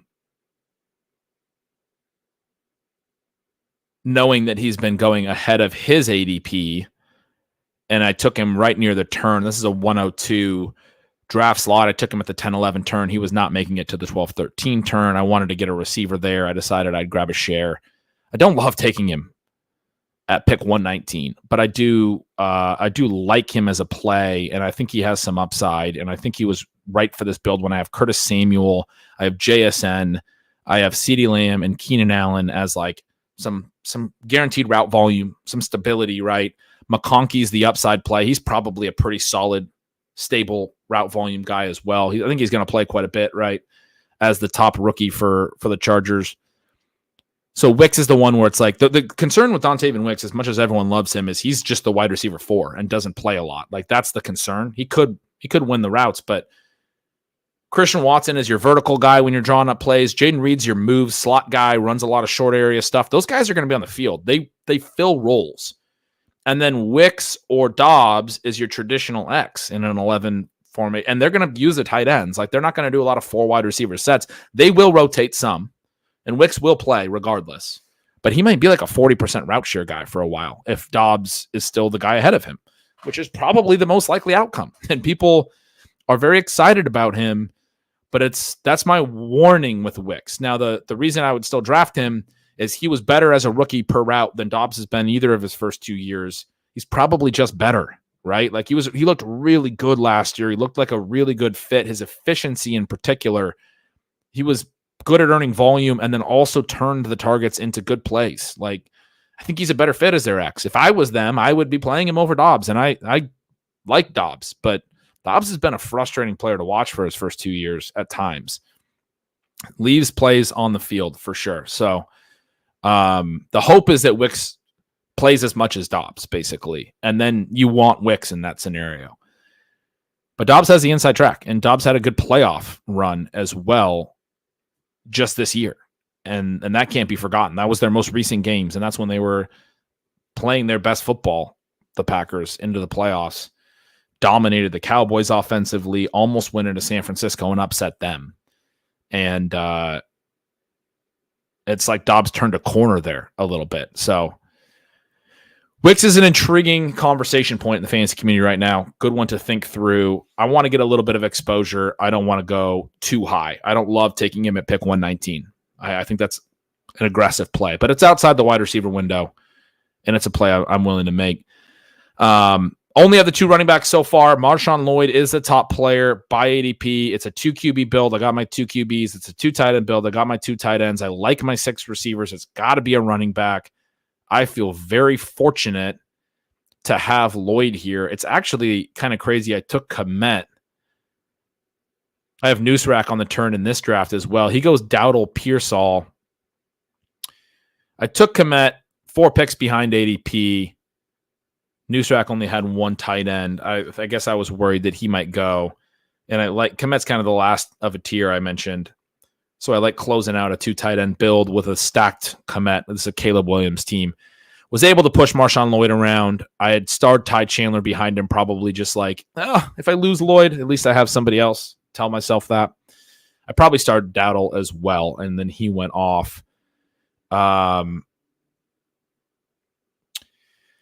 So I get Lloyd there, and I get Lloyd with Wicks, a little bit of, RIP Bill Walton, legend in the chat. He passed away, apparently. That's a sad one. He is an awesome dude.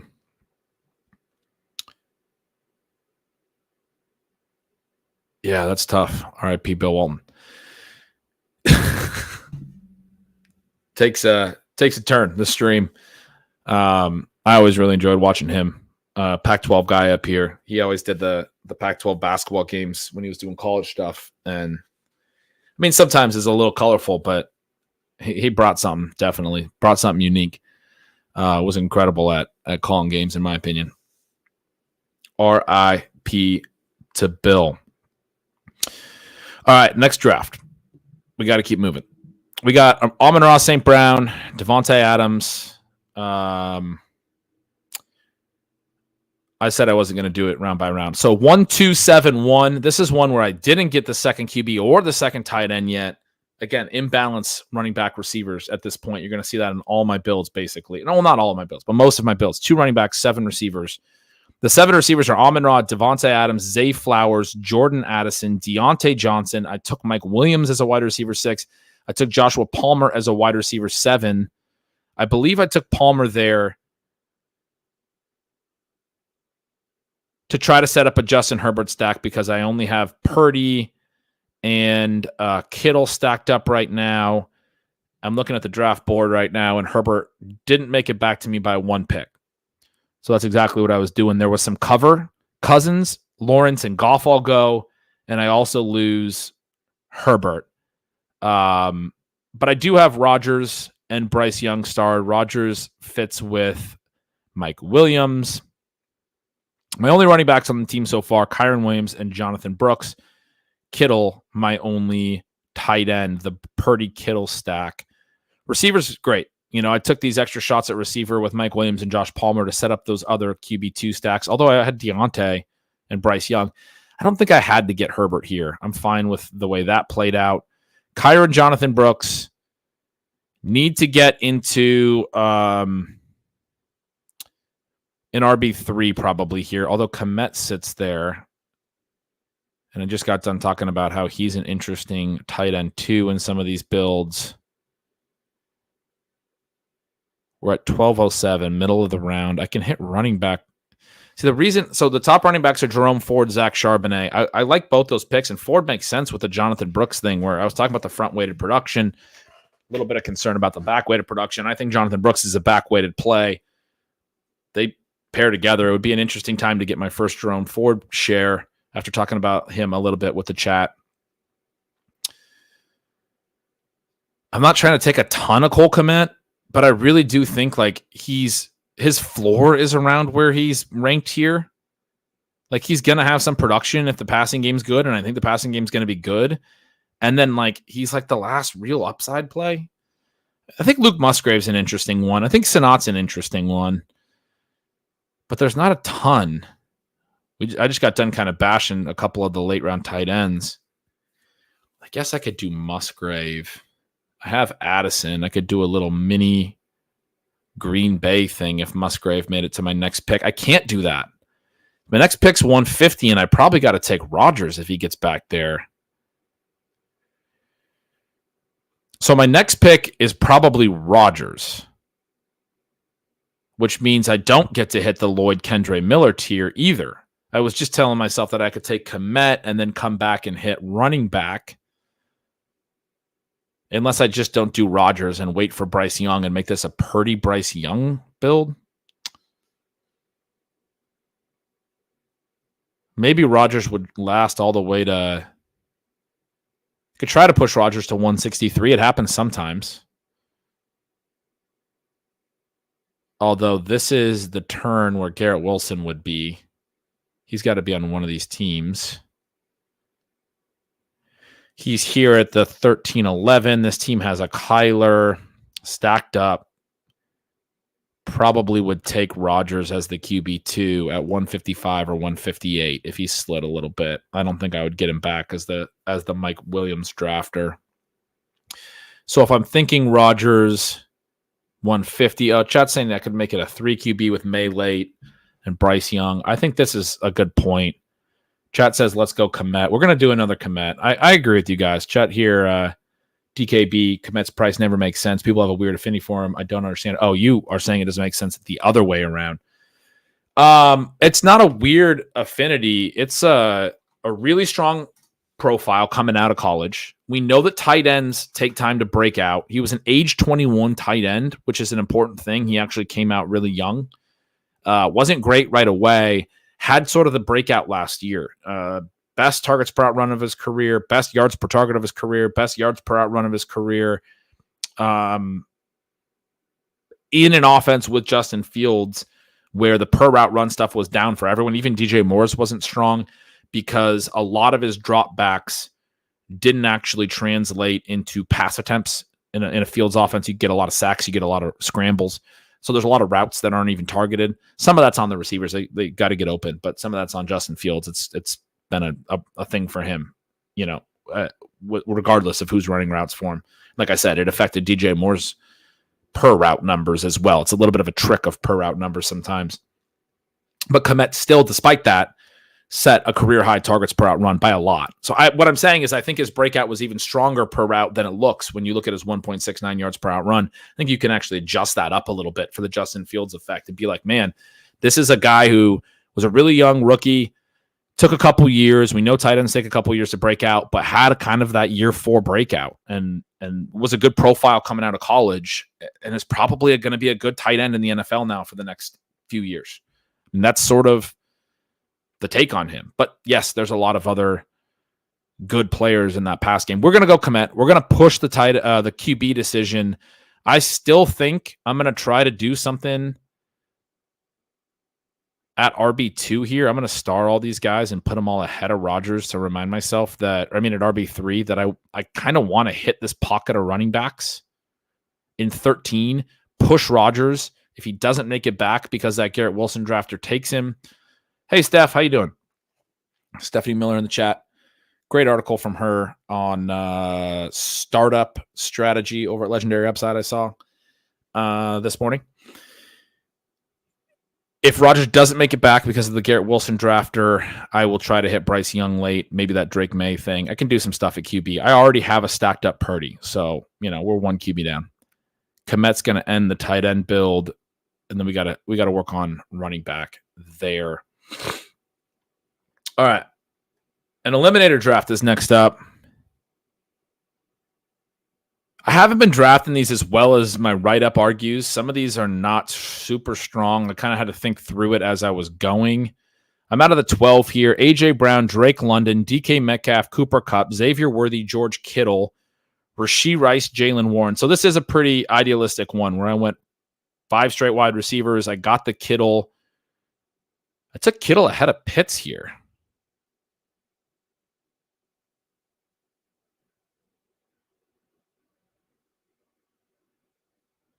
That's purely because of bye week, because it's the eliminator format. Chat's asking if I ever use an overlay. I like the draft caddy from Brick or somebody. I have not, because I do all my draftings in slows on the app. I'm only ever on here when I've been doing these streams. I should probably get an overlay. That'd probably be helpful. Some great information. Like displays. You guys see it over at Peter Overs at streams. DKB mentioned, thinks Komet's fine this build. Wasn't saying don't take him, and thanks for the stuff. Didn't realize how consistent he's been with Fields and all the other peripherals you mentioned. Awesome, yeah. He's you're right. There's some stuff there that's like, yeah, he hasn't been that great. But Are You Afraid of the Light also threw out there. He scored 13 TDs over the last 2 years. The TD production is always nice. It's a little bit fluky, right? But there are some guys that are that run hot in touchdown stuff, and a lot of times that's the tight ends, right? So like for Komet, it's really been since Jimmy Graham wasn't a part of the fold. They were doing a whole bunch of red zone stuff with Jimmy Graham in Chicago a few years back, and then once he was like no longer a thing, Komet's shown that he can be a nice red zone piece. It's just he's a very fine tight end too right now for best ball, and I think there's that upside. Like I said, if the wide receivers get hurt ahead of him, and he has to be a top 3 part of the passing game. That's why I'd comp him to like a Dalton Schultz, where you have the 3 good receivers, but he's the 4th guy and should be a decent 4th guy.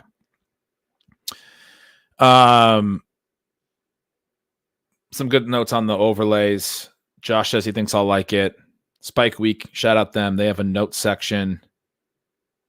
Seems like something I could use. I'd write novels in the notes section. That's definitely true. I took Kittle Hill here over Pitts in this eliminator strictly because of bye week. So I wrote about this in the eliminator thing. San Francisco is my favorite team to target. They share a bye. It's either week 9 or week 7. I can't remember which one. They share it with the Steelers, which is a team that I don't really target other than sometimes the running backs. And I do take Warren here, but I don't really like playing the Steelers in the late rounds at all. And I don't really like playing the Niners in the late rounds at all. And so if you don't get these guys early, you don't wind up with anybody on that bye week. It's one of the 2 bye weeks. It's one of the 2 weeks that has byes that has only 2 teams. And the Steelers is the weakest. The other one is the Bears and Cowboys. And you can play the Bears and Cowboys a number of different ways. Both sides of that.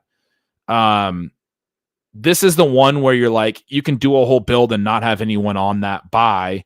And it's a useful thing to an eliminator team to spread out your buys. And so I take Kittle here ahead of Pitts solely to target that buy. And then I even stack Warren with it because I know I'm not going back to this buy the rest of the way. Utah Sports said, where can we read your eliminator article? It's at my Substack, bengretch.substack.com.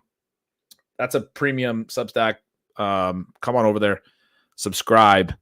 But there is, I do send free previews on a lot of this stuff. The eliminator one had like a ton of info on the free preview side. But yeah, check out the Substack, the newsletter. there. The Kittle thing, that's the explanation there. Jalen Warren as well. And then I took Purdy as well. So I stacked up Kittle. I have 3 guys now on that week 9 bye, which frees this build up to be pretty clean in other ways, although I've stacked the week 6 bye 3 times as well. This is a pretty bye stacked team so far. In my receiver build, so this build so far is just Brock Purdy and Jalen Warren at QB and running back. At receiver, it's A.J. Brown, Drake London, DK Metcalf, Cooper Kupp, Xavier Worthy, and Rashee Rice. All of Kupp, Worthy, and Rice are week 6 buys. But my top 3 receivers are not. So I was kind of telling myself, you got to get good weeks that week out of those 3.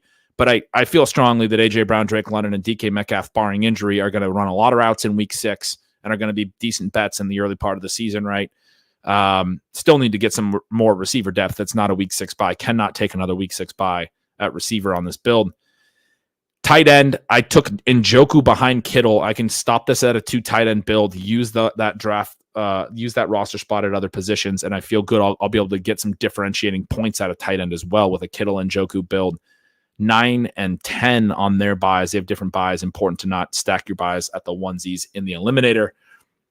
And then Brock Purdy, I have starred Stafford and Cousins. The big advantage I have here is no week 14 buys yet and only 112, which is Drake London. There's 6 teams on buy both of those weeks. I also only have 1 week 5 buy, which is got 4 teams and some other good teams other than the Eagles, who I have, like the Lions are on week 5 bye.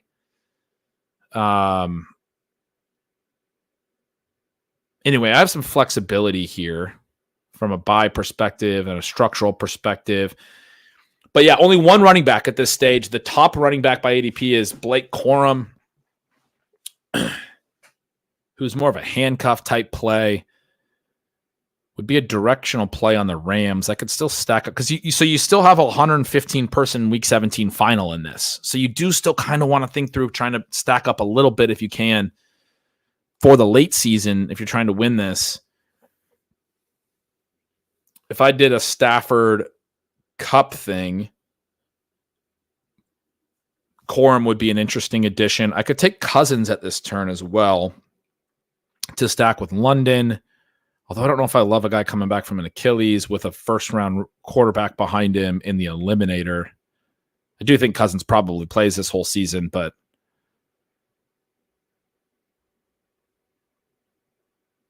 I don't need to push it ahead of ADP when all I have is London. It's not like I've made a big bet on Atlanta.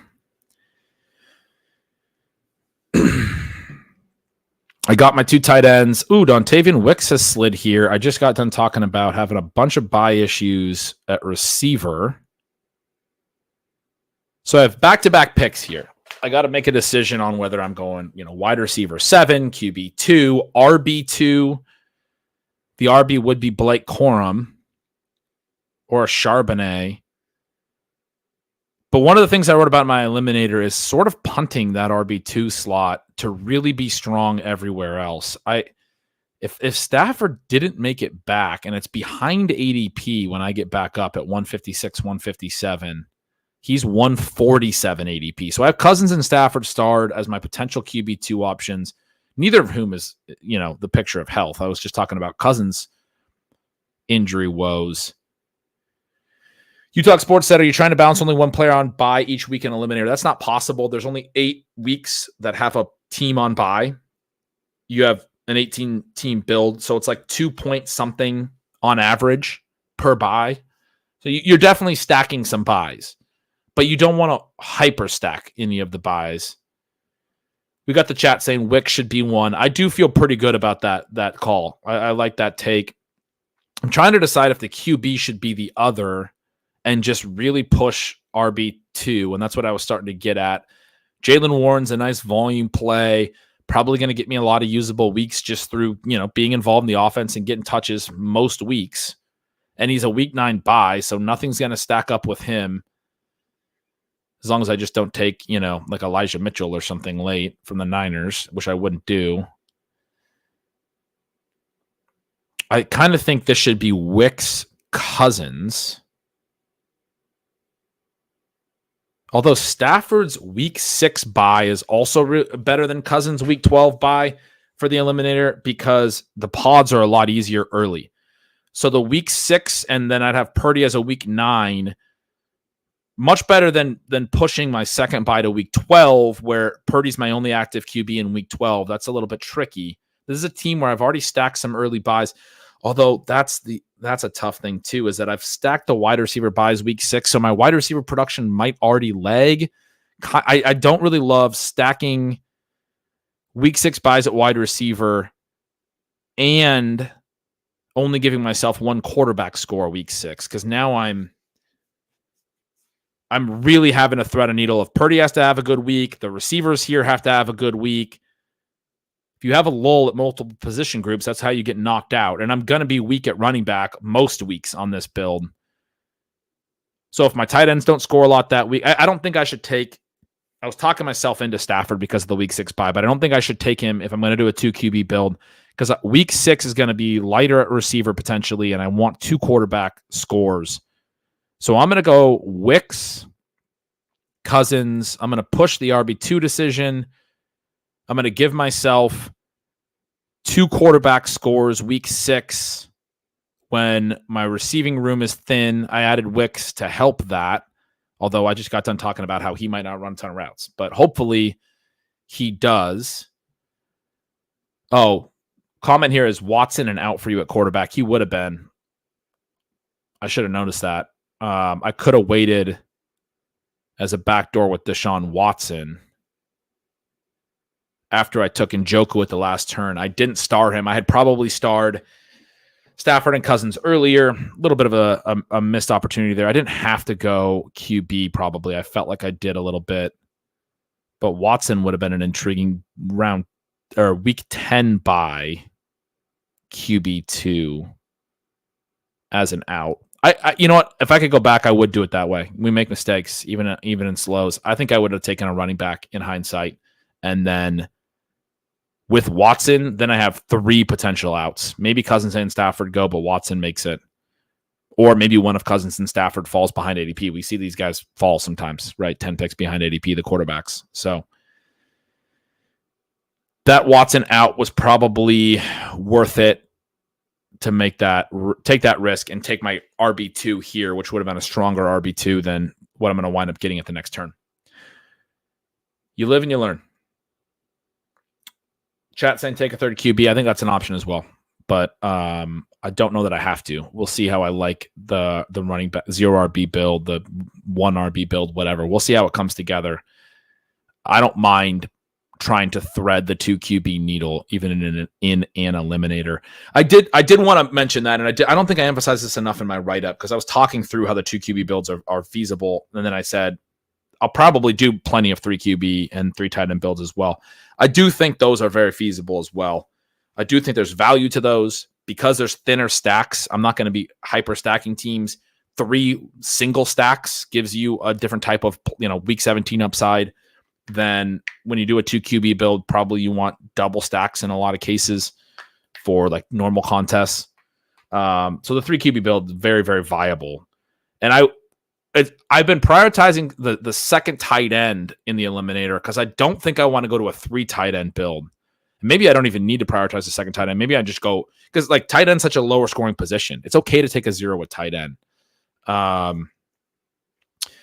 2 or a third QB, even if they're all good, still helps your score in best ball. Like it still elevates your overall QB production because of the ways that quarterbacks score every week, and they have a lot of variance between their weekly points. And so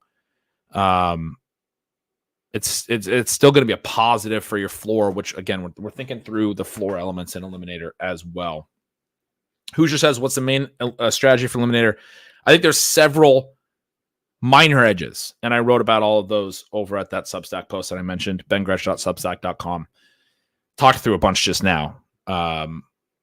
But I think you want to try to think through a lot of those types of elements, and then you'll have a good idea of how you want to approach the different challenges that you run into in a draft. All right. On to the next draft. Bijan Robinson team It's right now it's a 2-3-6-1 build. We got Jane Daniels and Justin Herbert as the two quarterbacks. Daniels has a Brian Robinson and a Terry McLaurin. Herbert was a Josh Palmer. So this is one where I talked on the last stream about I'm taking a lot of Josh Palmer in situations where I don't have a great quarterback out because I do like Herbert's price and they go back to back and you can kind of hit them at a turn. So I took Palmer at 11:09 and then I got Herbert at 12:04.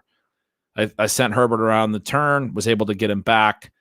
It creates a nice little stack. I think Palmer is a useful part of a Herbert stack, and any kind of like upside Herbert situation is going to be, I think Palmer's going to play into that a little bit. So that's a nice little thing I like to do with the Chargers. So we have and Jaden Daniels is the real upside play at QB in this build. Jaden Daniels and Herbert, Bijan, DeAndre Swift, Brian Robinson. That's a pretty good top three in terms of the type of volume I would project. Chris Olave, Devonta Smith, Terry McLaurin, Marquise Brown, JSN, Josh Palmer is my 6 receivers right now. Only McBride at tight end. I have a couple QBs starred here. If I want to do a 3 QB build on this, I think I had probably had them starred before I did the little Herbert thing. It's Geno Smith and Derek Carr. I don't love the Geno Smith thing, especially because his price is up there. Carr's a little bit cheaper and a better bet, I think, for 17 games. I have Olave. He would have made some sense. But that's not the path we went. We're at 152 here. It's a Jane Daniels team. I'm going to throw Ben Sinnott on this team behind Trey McBride. This is another one I think you can do a tight end 2 team where the tight end 2 is a little bit weaker. I don't love, from some of the projection elements, I don't necessarily love the way that they're going to use Sinnott, or at least my concern about that. Like my buddy Sean Siegel over at Stealing Bananas has said he could be this year's Laporta. I don't like to disagree with Sean a lot because he's one of the sharpest people in the world, but Laporta was an obvious every down starter last year. Sinnott, they talked a little bit about some H-back stuff, and they signed Zach Ertz earlier in the offseason. I know it's just Zach Ertz, but they signed him. They cut Logan Thomas the very next day, and it was very much like we are thinking he's our starting tight end option. And if they think of Ertz as like the starting tight end and Sinnott as like the starting H-back, and they kind of put them in different roles a little bit, they could really limit Sinnott. Yeah, I mean, are you afraid of the light saying they did give Ertz $5 million? Like, they gave him money, and Cliff Kingsbury's the offensive coordinator there, and he was playing Ertz ahead of Trey McBride, right? And then Trey McBride showed that he's good. And so it's like, why were you playing Ertz? But Kingsbury knows Ertz and was running him a lot out there. And so it's not as clean as Laporta, right? As far as year one production for tight end is already tough. And with Laporta, it was very obvious. The Lions didn't even play him in the preseason. They were like, this dude's going to be an every down tight end for us from week 1. I don't think it's that obvious with Washington.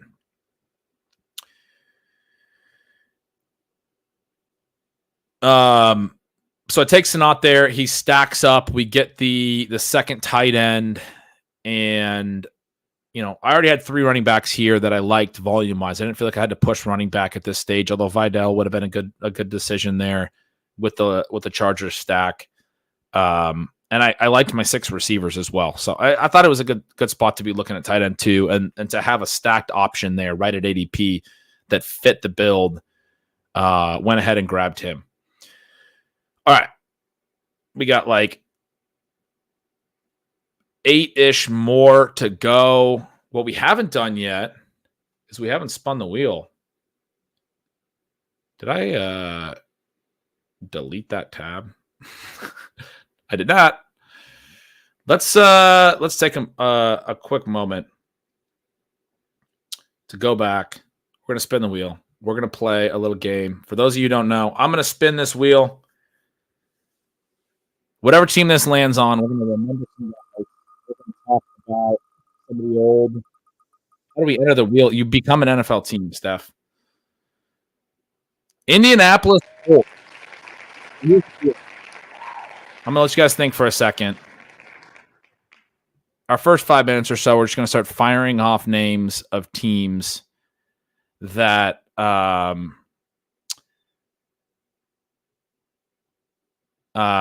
names of players from this team that you remember from the early years of fantasy football, the last 20 years, offensive players, typically fun ones to think through.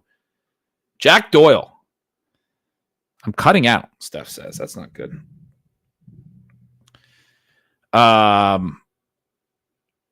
Jack Doyle. Anybody else having issues with me cutting out right now? Because that would not be ideal. Jack Doyle's a fun one. Dallas Clark, Edgerrin James. First name that came to my mind was Dominic Rhodes and James Mungro. These random Peyton Manning. Okay, apparently only when I spun the wheel. Donald Brown, Marshall Faulk, and Jeff George. Now we're going back to the 90s. You got Brandon Stokely, Marcus Pollard, some pieces for the Peyton Manning years outside of obviously Reggie Wayne, Marvin Harrison, those guys. Ahmad Bradshaw, Colts legend. More famous probably for those Giants years, but played alongside Andrew Luck. Man, Andrew Luck was going to be an awesome quarterback until he retired early. Johnny Unitas. Let's remember some guys. Johnny Unitas. Joseph Adai, another the better of the Dominic Rhodes and James Mungro era running backs. Pierre Garcon. It's a great one. Jacob Tammy. This is a good question here. We'll try to get in on quorum in a little bit. I'm sorry. I try to pronounce the usernames. Freg Grenade said, great work, Ben. Haven't heard you talk about quorum. What are your thoughts? We'll talk about quorum in a little bit. Tammy, Marvin Harrison. Oh, they're saying when I back away from the mic. Sorry, I'm a little fidgety. You guys know that. Jim Harbaugh. Austin Collie. There's a good one. Eric Ebron, T.Y. Hilton. Colts have some fun ones, for sure. That Marvin Harrison era, I mean, that was the first time it was like, just draft anybody in the offense. Like, not the Marvin Harrison, I meant the Peyton Manning era. Like, Peyton Manning was going to throw 48 touchdowns, and there weren't a lot of good passing offenses, so it was like, all right, I mean, I'm going to draft Marcus Pollard and put him on my team. We got to then look at the Colts offense. So this is the whole idea of spinning the wheel. We remember some guys. That's a fun time. We also talk a little bit about this team. So we are going to jump into the Colts Pro Football Reference page. This is my favorite way to start. Actually, it's not going to be how we're going to start today. What we're going to do is we're going to go to over the cap, because this is what I was looking at. So this is your cap space chart. Told you guys this before. I'm going to show you some of my resources, some of the ways that I like to look at stuff. I get asked that question a lot. Colts cap space for this year, cap number. This is sort of funny. Quentin Nelson. You get some good players at the top, right? But you get to like Mo Alley Cox has a 5.292 cap number, 5.92 million. And shout out Jacob Sanderson, who's a Colts homer. I've talked with him a little bit about this. No dead money. They could save that entire contract if they cut him, but they just still think Mo Alley Cox is worth that, even though they have more tight ends on their roster. If we then go over to well, this is just like the rest of this is just funny. Like Matt Gay's making a ton of money. Like the way that they spend their money is so funny. All the other guys are just dead money, and it's like they have some really good players, but they do some really interesting stuff over there. But I'm now going to go over to our lads. I went there for the Chargers depth chart the other day. This tight end room. Oh, they must have. Oh, no. Okay. So they have 7 tight ends. They had to go to 2 rows. So they have Jelani Woods, Kylan Granson, Mo Alley Cox, Will Mallory, Eric Tomlinson, Drew Ogletree, Jordan Murray.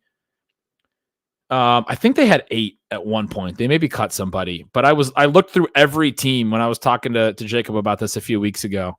No other team had more tight ends on their roster than the Colts, and yet they're still paying Mo Alley Cox like unguaranteed money. Like they're just not getting rid of him.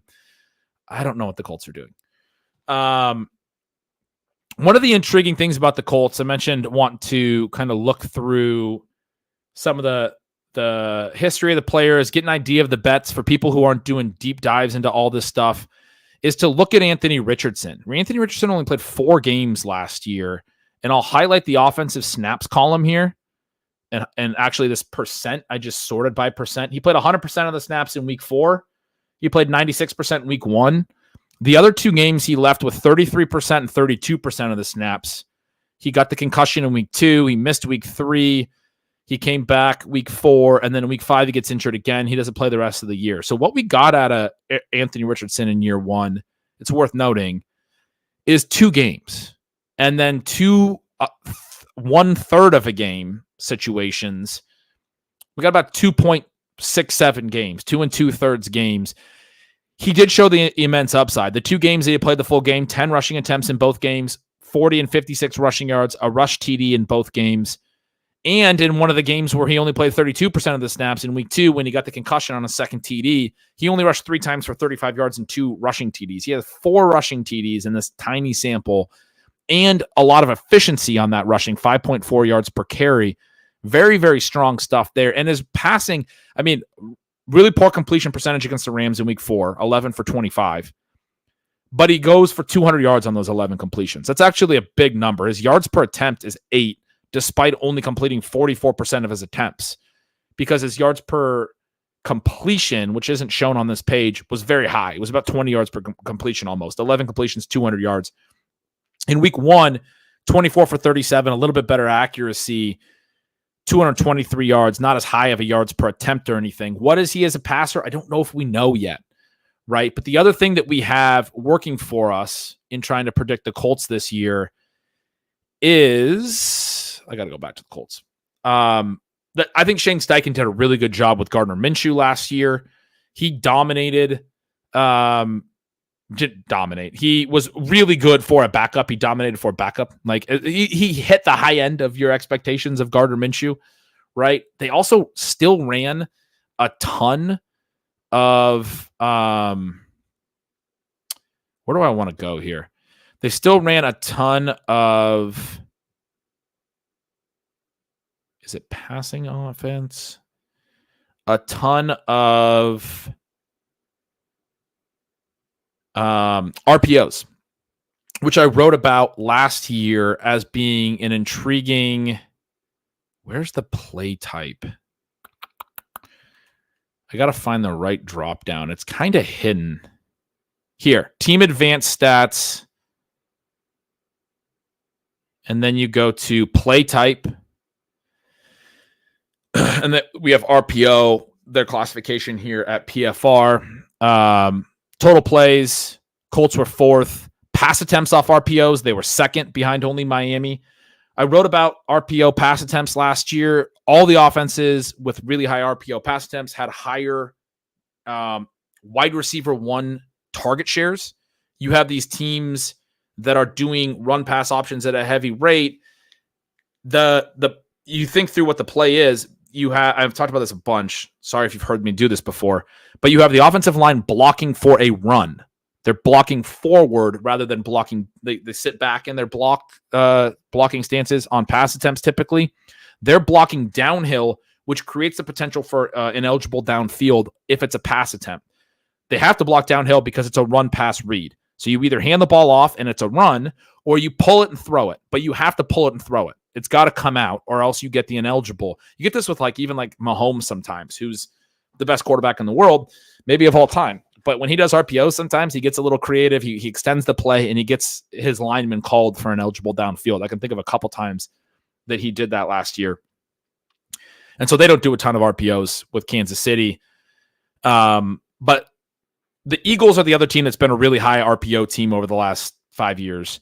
Steichen came from the Eagles. He brought that over to the Colts, even without Richardson being there. And the point that I'm making all here is it's a very big positive, I think, for Richardson to be doing the run pass options because it limits the read, right? He's either giving to Jonathan Taylor if whatever his key defender is in the box or not. It's either a favorable rushing look or it's not, and then he's pulling and throwing a slant. The point I was making on the ball's got to come out quick is that you understand the why behind why these teams have really high target shares for their number one pass option, because on these RPO play calls, it's either a run, so it doesn't go down as a pass attempt, or it's a pass attempt to the first option. There's a first read and that's it. If the first read's not the play, it's because the handoff was the play.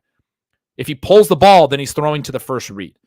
And so I think Michael Pittman benefited from this a ton last year. They were second in the NFL in RPO pass attempts, and their pass volume was really high. You start talking about the mobility of Anthony Richardson. I was talking about Justin Fields earlier.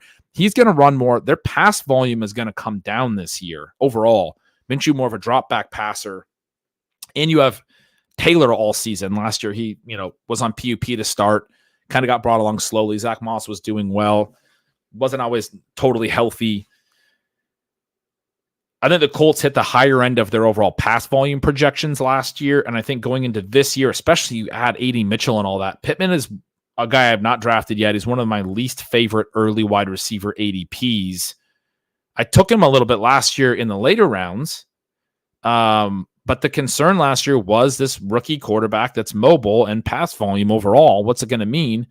And then he has a really great year with Gardner Minshew and the pass volume being higher, and now he's going really high again. And so that's just a little bit of a word of caution for Pittman. It's also, if you want to be favorable about Pittman, you can say that's why he had the really good target share last year, and he should maintain it. They're going to run a lot of RPOs again this year. You can make that case, I think. I guess what I would say is that's already baked in because that was part of his numbers last year. If you're expecting him to take another step forward, or if you think last year was an indication of him taking a step forward because it was a great statistical season for him, I think his best, unlike some of the per route run metrics, I think it's hard to really bank on that. So Pittman, an intriguing one. Yeah, it was his best yards per route run. It was his best targets per route run by more than 4 percentage points. And again, I think a lot of that is because of these RPOs. A lot of that is because of these first read targets that were going to Pittman. On the flip side, Josh Downs didn't have a great rookie year in terms of per route run stuff. But then you think the inverse, he had a good year, but not a great year. You think the inverse of the point that I'm making about Pittman, and you're like, wow, a lot of the pass attempts, he didn't even have a chance to get. Right? Like it was either going to be a run or a pass to Pittman. Because typically speaking in RPO, I mean, some of the RPOs maybe went to Downs, but typically speaking in RPO is going to be designed to be a run or a throw to your best receiver, right? Like why would you call up your play for your second receiver or whatever? Like it's a run pass option. And so, and again, that's why we see the concentrated wide receiver one target volume on RPO heavy offenses, typically speaking. Downs still really strong targets per out run for a rookie, especially in one who was not the like key guy on the RPOs. I don't have his targets per out run on non-RPO plays, but that would be interesting to look at. Solid yards per target, good player, I think. Was a good underrated sort of prospect and liked his age-adjusted production from college. And then you add A.D. Mitchell, who's not as good of a college production profile, but a big athletic player, somebody who could definitely bring something as a vertical passer. The RPO stuff isn't their whole passing game. They were second in the league in passes off RPOs with 100 pass attempts. That's only like a fifth of their total pass attempts. They had 574 total pass attempts, so it's less than a fifth. It's like 20% of their pass game or 18% of their pass game or something. It's not the whole thing. It's just explaining why, Michael Pittman went up from a 22% targets per out run career high to a 26% targets per out run career high. That extra 4 percentage point is from, those 100, it wasn't all 100 targets to Michael Pittman, but 100 passes off RPOs, probably 50 of them were Michael Pittman targets. I mean, I don't know if that is the right number or if that number is even low. It might have been 70 that were Michael Pittman targets. Interesting stuff to think through, I think, when you look at their target volume, when you look at the way that Pittman separated from Downs late in the year. Early on, Downs was doing a little bit more, but Downs still earns 100 targets in a rookie year at age 22 that I think you have to think of as a success and think he can develop off that. Alec Pierce is not a thing. He had a really rough year And I think Mitchell was basically drafted to displace him. He didn't earn volume and he wasn't efficient. When he did earn the volume, his yards per target looks like half decent, but when you adjust for ADOT, it's not very good. Like Downs matched him, and Downs' ADOT was quite a bit lower, if I recall. Yeah, Downs' ADOT was 7.4, very, very low. Alec Pierce was 15.7 and still only put up, a matching yards per target. You should adjust for ADOT, typically speaking, when thinking about how efficient a player was in yards per target and those types of things. And see, Pittman wasn't hyper efficient either, is kind of a concern for me. The Taylor stuff, I said I'm in on him. You go look at his career. He just turned 25, right? This guy was a workhorse in college. I've talked about how being a workhorse can kind of lead to being a workhorse some more. He had the monster year 2. Hasn't been great since in 2 years in a row, right? Has only played 11 and 10 games in years 3 and 4. These bold things are the ways that he led the NFL that year. So in year 2, he led in rushing attempts, rushing yards, rushing TDs, long run, yards per game, yards from scrimmage, and overall touchdowns. It was a tremendous season, right? These last 2 years, he's only played 21 combined games. It's been a little bit weaker, but we look at things like yards per game, like he's still in the 70s. That's not great. He's been playing banged up. Certainly not as good as his 106.5 from his sophomore year, but it's not horrendous by any means. His receptions per game, not as good last year, 1.9, but they had been pretty stable, 2.4, 2.4, 2.5 the first 3 years. I do think with all the RPOs and everything, you got to be a little concerned about how much pass volume he's going to get. But some of his per game stuff was down a little last year because right when he came back, he was splitting with Zach Moss and he wasn't fully healthy. He only played 10 games. If you go look at his game logs, we can look at that as well as a way of thinking through this. Rookie season, just look at this offensive snaps percent column. Rookie season, he's playing in the 40s, 50s, 30s, whatever. Late season is when he started playing big volume.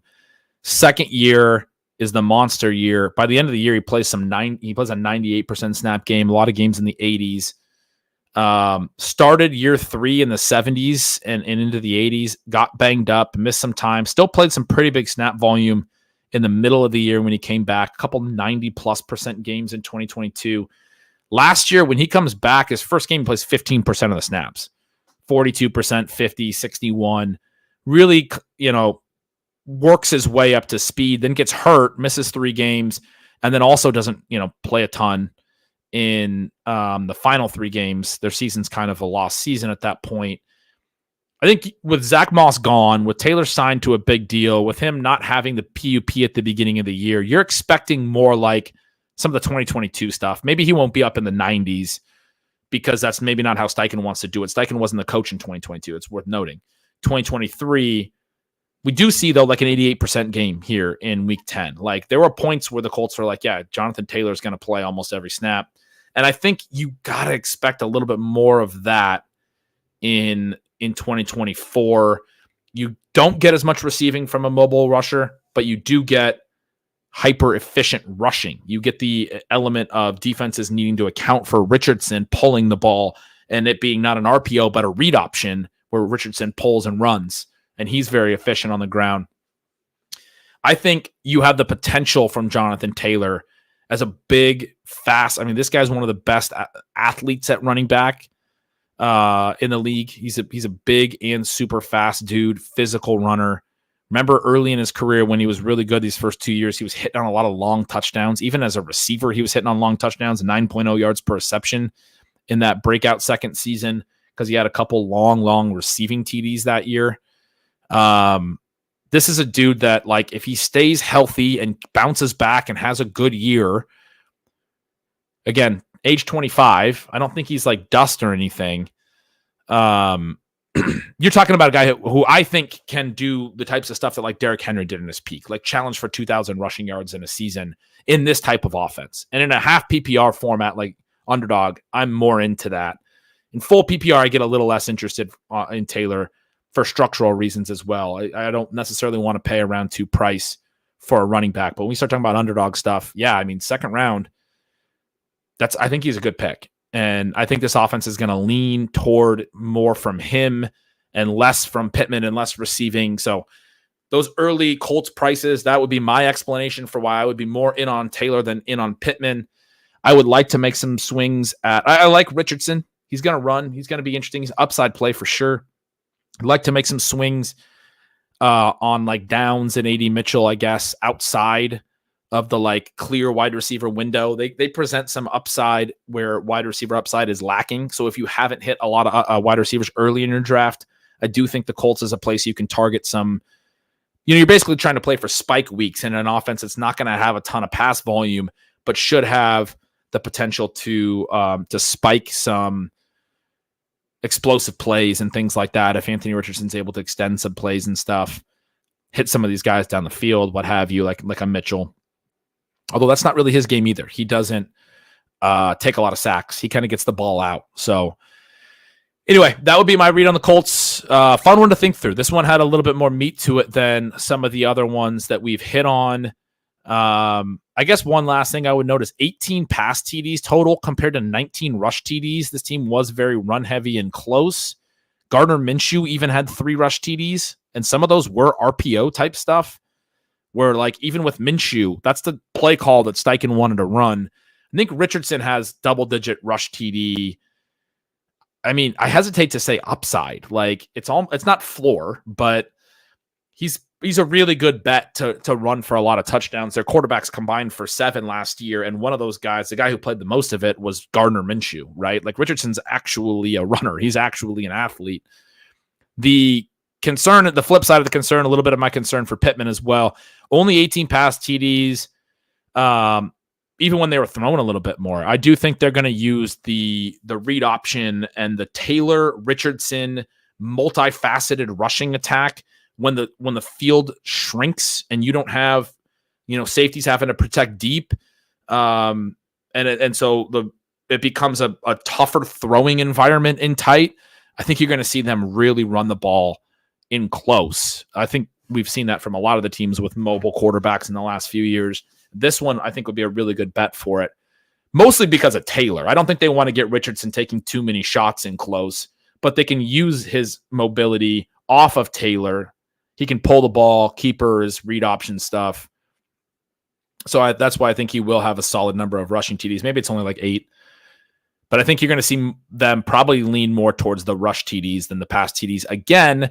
But, I mean, last year they only had 18. It could rebound from here. There maybe is some meat on the bone for a Pittman in his defense, for a Josh Downs. I mean, these guys, like, nobody caught any touchdowns in this past game. Probably more meat on the bone than anything when you're talking about 18 pass TDs. So that would be kind of my read on the Colts right now as we sit. That's kind of a fun way to get into some of the more nuanced stuff about the different teams. That's the idea of spinning the wheel. I'm going to go back a little bit and catch up on you guys' comments. I was really focused on that and not the comments. I want to see what you guys are saying. Stokely, Peyton Manning, first round pick back in the day. Ken Diggler. Or was it Dilger? I can't remember that dude. Bob, I'm going to eat you. Bob Sanders ruled. That's a fun one for sure. See you guys talking. We were talking through the tight ends. What if it's Flacco season again? So that's another thing. I was talking about the Minshew thing and how Richardson getting hurt meant a bunch of pass volume. The fact that they went and got Flacco, he's going to be another dude that is going to lead to a lot of pass volume in any team that he's quarterbacking. He doesn't like to take hits at this stage of his career, and he's good enough that he can read the defense and get the ball out. So he gets the ball out. His dropbacks turn into pass attempts at a very high rate. Doesn't take a ton of sacks and doesn't scramble at all, right? It's the polar opposite of Justin Fields. When a pass play is called, the throw's going to come out typically. If Flacco season happens again, you're going to get dump offs of Jonathan Taylor. You're going to get a lot of pass volume. It's good for Michael Pittman. It's good for Josh Downs. It's good for everybody that's receiving just in target sense.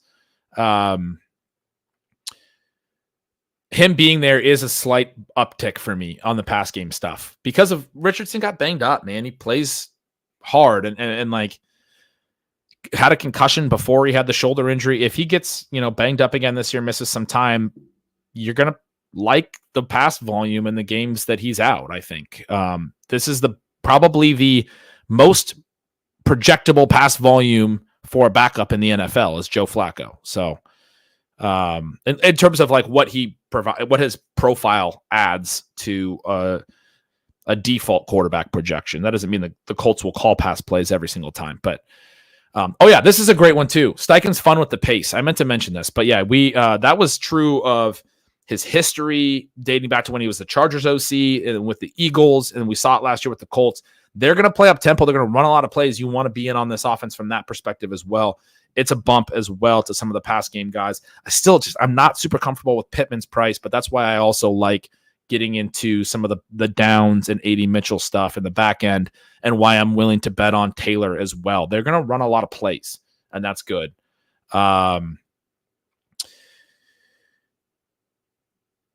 Let's keep sort of flipping through here. Jim Bob Cooterdoodle is I mean, that's good. I like that. That's a good throw. I mean, I don't even it's hilarious. Jim Bob Cooter was their offensive coordinator for a while. Obviously, Cooterdoodle, tremendous Twitter presence for those of you in the know. Some other comments, not about the Colts necessarily. I'm trying to just get through the chat real quick. I don't see a bunch, like some of these are longer ones that obviously don't have time to really read through. Apologize for that. I don't see a bunch more that we didn't kind of touch on, or were there a lot of the comments were just kind of as I was going through talking about the tight ends and how many tight ends the Colts have, which none of us knows why, and some of that stuff. So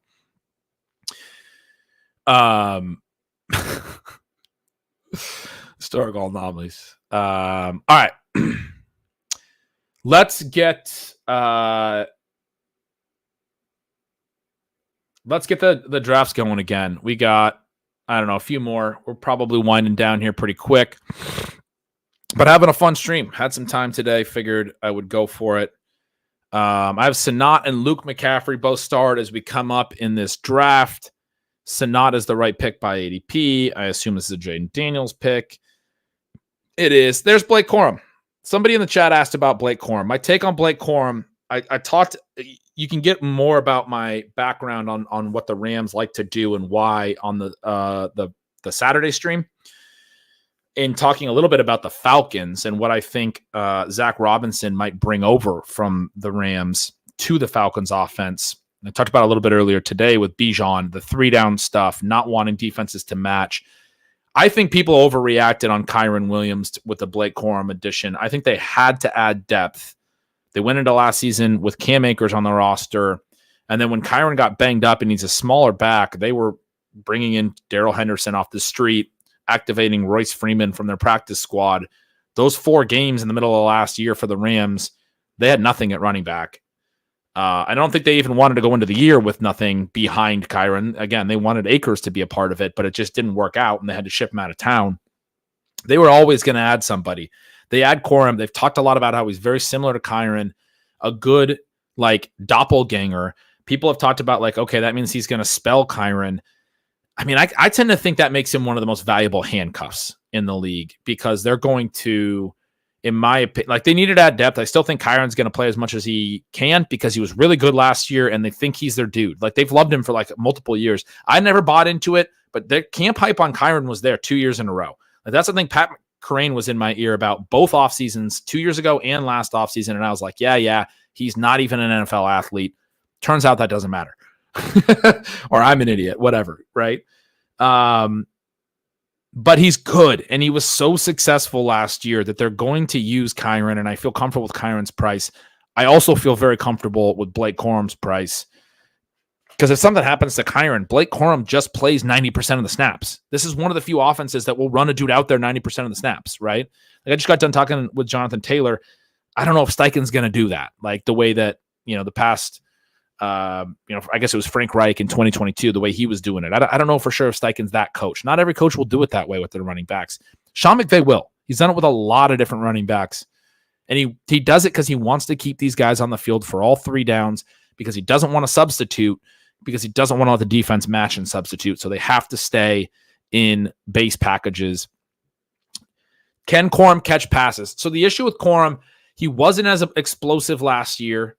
And there's some concern that he like earlier in his college career looked like a really efficient player. There's some concern that he like lost some of his explosiveness, but he tested pretty well and he did catch decent enough passes in college. You go back to his sophomore year, he actually caught a career high 24 passes, 11 and 16 the last couple of years. In the Big Ten, a lot of these offenses, like they don't throw a ton, right? And the Wolverines didn't throw a ton, but he caught 56 passes over his 4 years. That's not like a massive amount, but for college, like I'm okay with it. He caught some passes, right? Like it's a thing that he's capable of doing.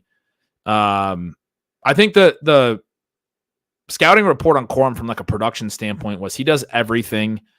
He's capable of playing every down, but there's some concern about what, like how well he does it. And it's like, okay, well, that's Kyren Williams, right? Like, who's just saying, yeah, they could bring in Dalvin Cook, Kareem Hunt, Marshall Faulk. Like, yeah, they could go grab random dudes. I guess I'm just not that concerned about that. They really like Kyren. They drafted Corum for a reason. If you heard their quotes after the draft, it was like, we drafted Corum because he's a doppelganger for Kyren, and they allow us to do certain things that we want to do offensively. I know some of it was like their ability to run out of the shotgun, I think it was, or I can't remember, something formational.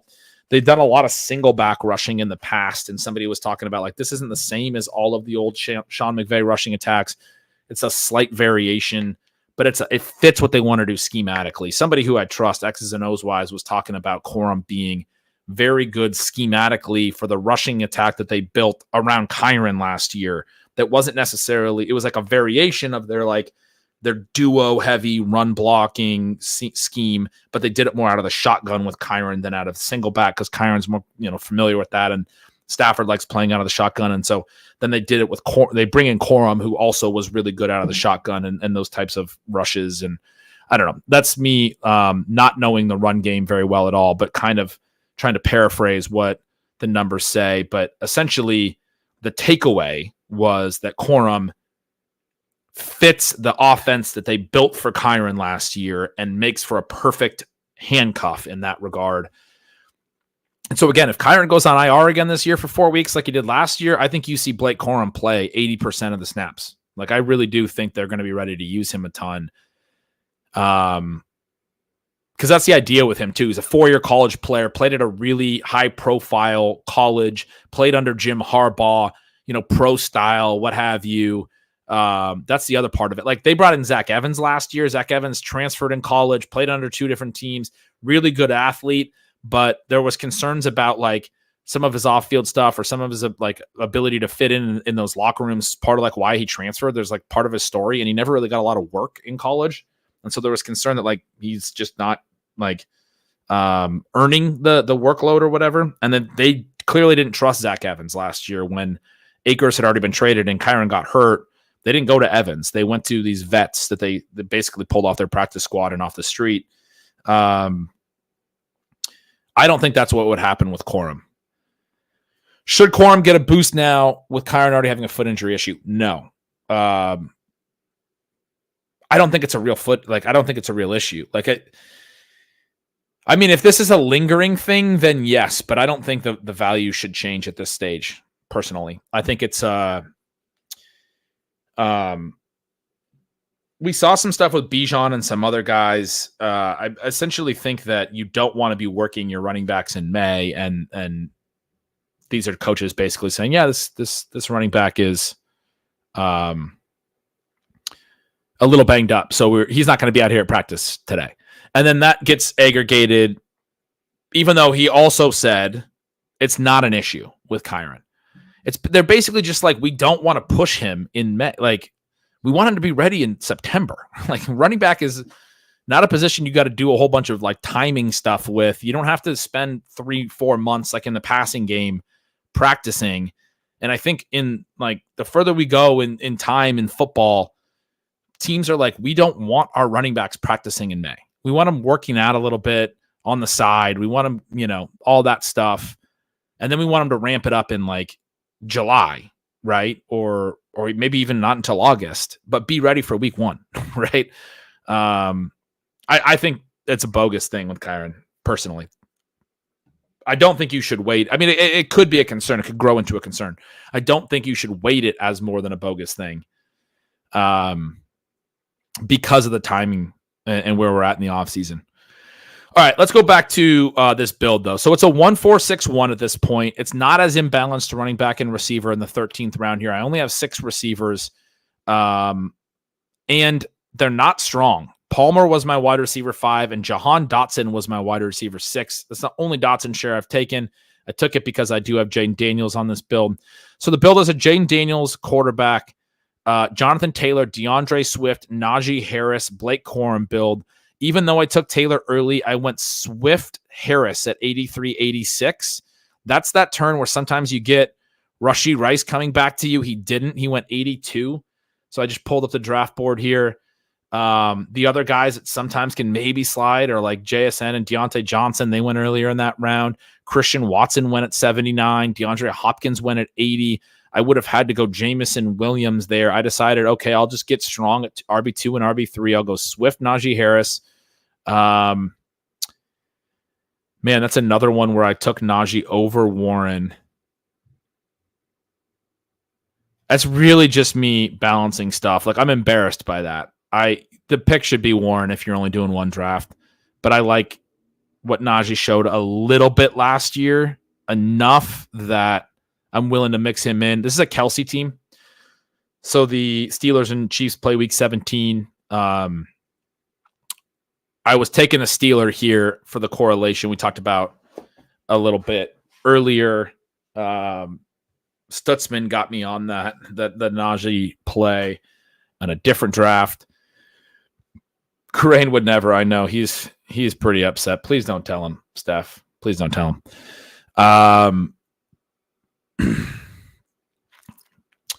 Then I got Jayden Daniels behind ADP in round 9, but I didn't have him stacked yet. But when you can get him behind ADP, I think you make that move. I took. Oh, this is the one that Stutzman got me on Najee. I thought I was pick 12 because I needed to scroll right. But this is the one where he was trying to get me on Najee at pick 83. And I said, no, I'm going to take Swift, and I'm going to push the Steelers' decision around the turn because there's 2 of them, hoping that Najee would go. He did not. And then I took Najee for Stutzman. This is the only one I think I've taken Najee. All right, I feel better. So I got Daniels in the 9th, unstacked. I got Joshua Palmer coming back. Palmer was only my wide receiver 5 at that point. At that point, it was just me saying that I think Joshua Palmer's the best wide receiver pick on the board at that stage. I don't think he's an incredible play, but as a wide receiver 5, where typically when Palmer's on the board, I'm 5 or 6 deep already. I needed a guy who I think is going to play a lot, has the potential to use a lot of usable weeks. I think Palmer's that guy. I've not been a fan of Palmer in the past. He took a big step forward last year statistically per route. He has the best rapport with Justin Herbert of anyone on that team. No one else has any rapport with him, including Quentin Johnston, who was on the team last year, but obviously Ladd McConkey, DJ Chark, the other dudes haven't played with him. The tight ends haven't played with him. Will Dissly, Hayden Hurst, these guys have not played with him. Donald Parham is the next, like Joshua Palmer's the dude that he knows a little bit, Herbert, and it's going to be out there. Like, there's no reason he wouldn't be out there. He's been, unless like Jim Harbaugh hates him. I guess it is a coaching change. That's one possibility, but I think Palmer's a nice pick once you get to the point where, you get boxed out of Mike Williams, Tyler Lockett, Cortland Sutton, Jacoby Myers. They all go, but you need to take a wide receiver 5. You don't want to be taking a wide receiver 5 at that point, but if you have to, I think Joshua Palmer's stable enough. Dontavian Wicks would be another option, but I didn't want to go all the way up to 110 on him. Josh Downs, another option we just talked about. Then you get into like Judy, Xavier Legette. Those guys all go before I get back up, and I need to consider wide receiver again. Jahan Dotson's right there at ADP, so I take him to stack with Daniels. I don't like this wide receiver room. I take Corum on the way back. I have 4 good receivers. Running backs. I do really like the running back room. Jonathan Taylor, DeAndre Swift, Najee Harris. I think there's going to be a lot of touches from those 3 in the early part of the season. I just got done talking about playing Corum as a later season guy. No thoughts on Dobbs. Talked about Dobbs and Wicks earlier in the stream today. Wish I could give you a timestamp. I know we're 2.5 hours in. I don't. He said if there. I don't take Dobbs. Basically, I'm concerned about him at price. I think you could talk me into him. You could talk me into being wrong about that. But I talked through those thoughts a little bit earlier in the stream. So back up. I have one quarterback. I have one tight end, 4 running backs, 6 wide receivers already. They aren't great, but Jermaine Burton is the best available wide receiver. Chat says Shaheed would have been a fun click. I think people are sleeping on his spike week potential again. I think he definitely belongs in that range. He's not my favorite because the target volume is not super consistent. And if I'm drafting in that range, I usually need I don't know. I'm probably overthinking the idea of consistency because it's not like I think Josh Palmer is going to earn 8 targets every week either. So it's really more about can you get me some usable weeks, some spike weeks, whatever it is. And Shaheed can provide that to a build for sure. So I think that's a good point. But yeah, I have Travis Kelce here. I'm going to take Ben Sinnott. He is a pick behind ADP. He's the 3rd highest guy in the queue in terms of, I guess the other pick would be Aaron Rodgers because it is a Garrett Wilson team. Jaden Daniels has been picked. The guy at the turn has 2 QBs. I pick again on the backside. He already has Burrow and Prescott. He's not going Rodgers. So we're going to take Sinnott here. I'm going to star Rodgers, put him at the top of the queue. Probably take him at 14-2 on the way back. I don't really feel like I have to push running back at all right now with Jonathan Taylor, DeAndre Swift, Najee Harris, and Blake Corum. Or push to take it. I can push it later. I am stressed about not taking a wide receiver 7 at this turn. I probably should be getting a Burton or a Troy Franklin because this build sucks. But, I don't think those guys fix the build. And Sinnott is helpful, and Rodgers is helpful in ways that I'm going to push wide receiver 7. This is going to be one of my weaker wide receiver rooms, but we're going to have to hope, like a Javon Baker comes through. I end up taking him later, and he comes through and is a stud. We'll see what happens with the wide receiver room for this draft. Do you like Marvin Mims at all? I talked about him a little bit as well earlier. I don't love him. I liked the profile a lot. The Sean Payton history of throwing to running backs has typically meant one X receiver kind of produces at the top. It was Colston, Jimmy Graham, then Michael Thomas. I think that's going to be probably Cortland Sutton. And then it's rotational deep shots. They do a good job with the deep shots of scheming them up. It's why they keep the underneath passing available. Teams still have to respect the downfield passing. Way back in the day, it was Devery Henderson, Robert Meacham. I think Mims is going to be a rotational deep shot guy that has some spike week potential. But they also added Troy Franklin. I think he's going to be that too. And so it's I don't think there's a ton of volume for the secondary pass catchers in this offense, downfield pass catchers, because how much goes to the running backs. And I don't think that Mims is definitely ahead of Franklin, or I don't know how that's going to work out. Tricky for me, but I like the profile. I can definitely get on board with it. I don't get upset when we take him on ship chasing and stuff, but I don't find myself clicking him very much. All right, we got about 1, 2, 3, 4, 5, 6, 7 more. We're going to fire these off, close this stream up pretty quick. This is a 1-3-5-1. Brock Purdy, Derrick Henry, Ramondre Stevenson, Jonathan Brooks. Weird running back build for me. Garrett Wilson, Drake London, T. Higgins, Terry McLaurin, Curtis Samuel, and George Kittle. I got Henry behind ADP here. I've taken him behind ADP fairly commonly. We talked about him a little on one of the earlier streams this week as well. I do think he has the potential to really rack up touchdowns. It's kind of the case. 0.5 PPR. And that he's maybe just a unique talent in terms of you're betting on age, but he was still pretty good with some of the peripherals last year. The yards per carry and stuff had fallen off, but the Titans' offensive line sucked. He'll get the boost from Lamar Jackson and everything. Basically, he's got to be a better version of Gus Edwards, and I definitely think he can still be that. So, at this stage, late 11, we just have the Purdy Kittle thing going.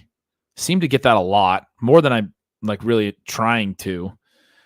I only have 5 receivers, and Curtis Samuel's the 5th. I did Terry McLaurin on this one again, probably trying to set up Jaden Daniels. I ended up settling for Purdy, which tells me that Daniels must have gone. Yeah, he went at 102. I got Purdy at 110 at that turn. I have Cousins and Rodgers starred because I have Garrett Wilson and Drake London. But I could also do some backdoor stuff with like the Patriots on this build when I only have 5 receivers at this stage. I'd rather push those guys. I made that mistake in an earlier draft. What's up, Bindles? Appreciate that. Crush that like button. Get me to 1,000 subs. That'd be fantastic. Let's see. I don't like this running back area. I talked about that. Would rather be down in the Marshawn Lloyd, Kendre Miller area. I could hit that on the way back if I want to take a running back at this turn, but I don't think I have to even take a running back at this turn. It's probably the wide receiver 6 at this turn. Judy gives me an ability to play through Deshaun Watson potentially. Komet is there again as the top tight end.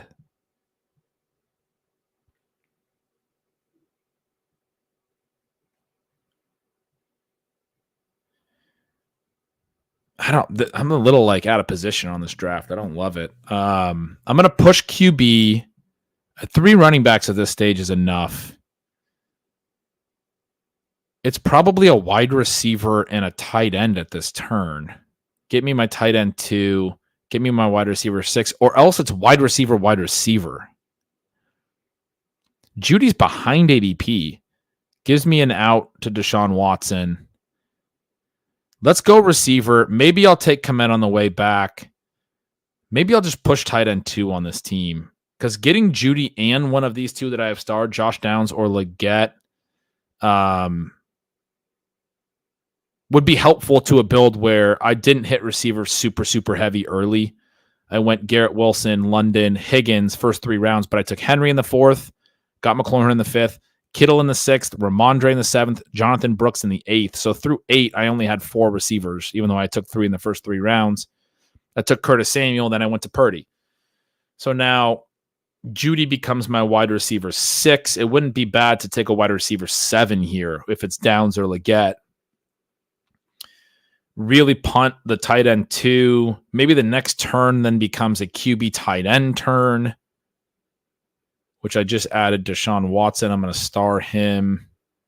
I think I'm getting into where I think this is an interesting draft.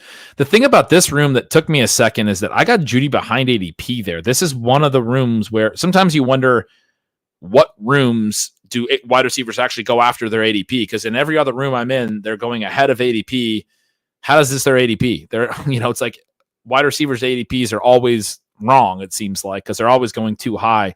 This is a room where I got Curtis Samuel 8 picks behind ADP. I got Judy 4 picks behind ADP here. Downs and Leggett I had starred because I thought that might be the pocket of receivers that was going to be available to me, but I actually had a couple guys higher in ADP that were available to me. Probably just take the gift with some decent. I mean, these aren't great receivers. We're outside the wide receiver window, but some decent options in the at the 11-12 turn here on a draft where I didn't go really receiver heavy. I do have the 3 earlier running backs. Probably just take that gift. All right. 6 more drafts. This is a puppy. It's a 2-2-6-1 right now. So 2 quarterbacks already. It's a Stroud-Purdy build. It's a lot of early quarterback capital. I did get Purdy 14 picks behind ADP as my QB2. Who do I have? I don't even have him stacked. Oh, I have this is a McCaffrey team. So I have a Purdy McCaffrey stack here. Purdy was the clear value at ADP. It didn't love anything else at the last turn. And so I took him as my QB2 to stack with McCaffrey. Have my 2 QB build done. My only tight end is Andrews on this one. This is one of the Stroud, Nico, Andrews builds. I talked obviously about the Stroud, Andrews stuff when you take a Texan at the 2-3 turn. I did do that here. Lamar went before Stroud. So this is one where I was at the 101 with McCaffrey. Lamar goes 411. I go Stroud Andrews at 412, 501 to stack up Nico and then grab Andrews. Probably if you gave me that choice, that might have been one where I would go Lamar Andrews. Or if Stroud had gone, I certainly would have been comfortable. And then Nico's the one bring back. The bigger issue for me is when you have Nico and Diggs. In terms of then you really need to prioritize Stroud. But I would be Lamar over Stroud in a vacuum, I think. So yeah, I think I would have went Lamar Andrews if you had given me both QBs. So I have Purdy and Stroud, and then I have the 2-6 running back to wide receiver imbalance that I often have here. It's McCaffrey and Chase Brown. Chat saying Justin Herbert fell. Yeah, that's interesting. 15 picks behind ADP. Not really a pick I can make. I don't have him stacked in any kind of way or anything. But all I have at running back is Christian McCaffrey, Chase Brown. Receivers are Nico Collins, Jalen Waddle, Keon Coleman, Chris Godwin, Cortland Sutton, Tyler Lockett. This is another one where not super sexy. Went receiver at the 2-3. Didn't go back to it until the 6-7 because I went Stroud and Andrews at 4-5. And then I also went to it at 8-9 with Sutton and Lockett to make sure I got a little bit of depth in that build. I do have 6 out there, but when you have Chris Godwin as your 4, Sutton as your 5, Lockett as your 6, it's not sexy. Still, that's enough projected target volume. I'm not going to hit that right now. I could hit Cole Kmet behind ADP again. We're getting into a lot of Kmet now. I think I have to hit running back here one way or another. So Kendre Miller and Marshawn Lloyd have both gone. I'm right behind their ADPs. Rico Dowdle is still there behind ADP. I have not clicked Dowdle yet. I think there's going to be volume there. I'm going to take him on this build. Christian McCaffrey, Chase Brown, Rico Dowdle. Brown's kind of the wild card ceiling swing. Can't guarantee a role. Dowdle feel pretty good about the role unless they bring in like a Dalvin Cook or something. Less of a ceiling swing. Wasn't very good efficiency-wise last year. But seems like they're gonna use him. And so you get a little bit of floor touches with Dowdle, ceiling of efficiency with Brown is the idea behind McCaffrey. You could do worse in terms of not drafting another running back for like 10 rounds after you start with McCaffrey 101. You could do worse, I think. So now the question is, after Dowdle, he was the obvious one.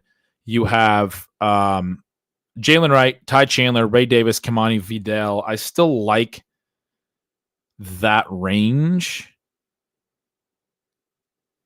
but I'm going to do Kmet. And get tight end finished up.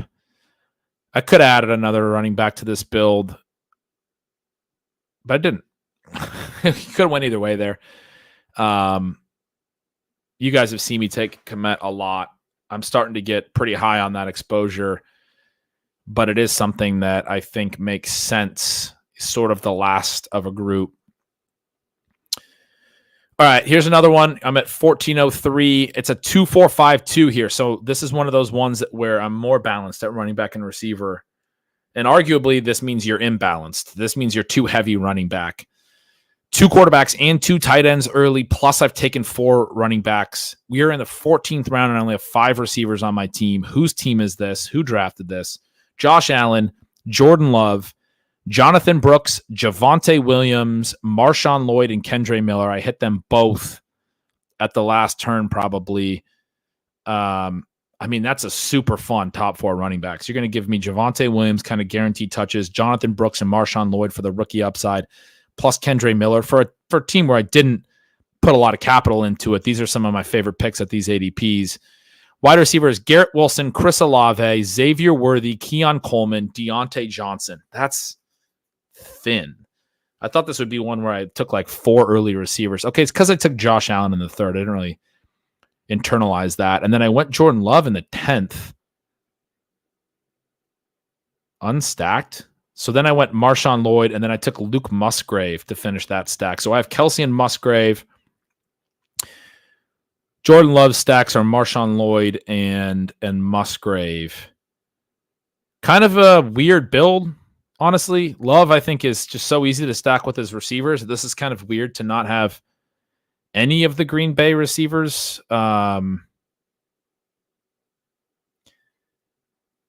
I took Love at 111, one pick after Romeo Doubs at 110, and then Wicks went 116, well ahead of ADP. I talked through this one. I remember it now. Wicks's ADP was like 135. I was hoping he'd come back to me at 130. He didn't. And so then I took Lloyd and Kendre Miller, and I got Luke Musgrave later as sort of the backstop. Anyway, I'm done at QB. I'm done at tight end. I have 4 good running backs. I have to lengthen receiver. All of the top options in the queue are running backs. Chat was just asking what I feel about Marvin Mims. I was saying I can understand taking some of him. He's the 3rd best ADP option here, and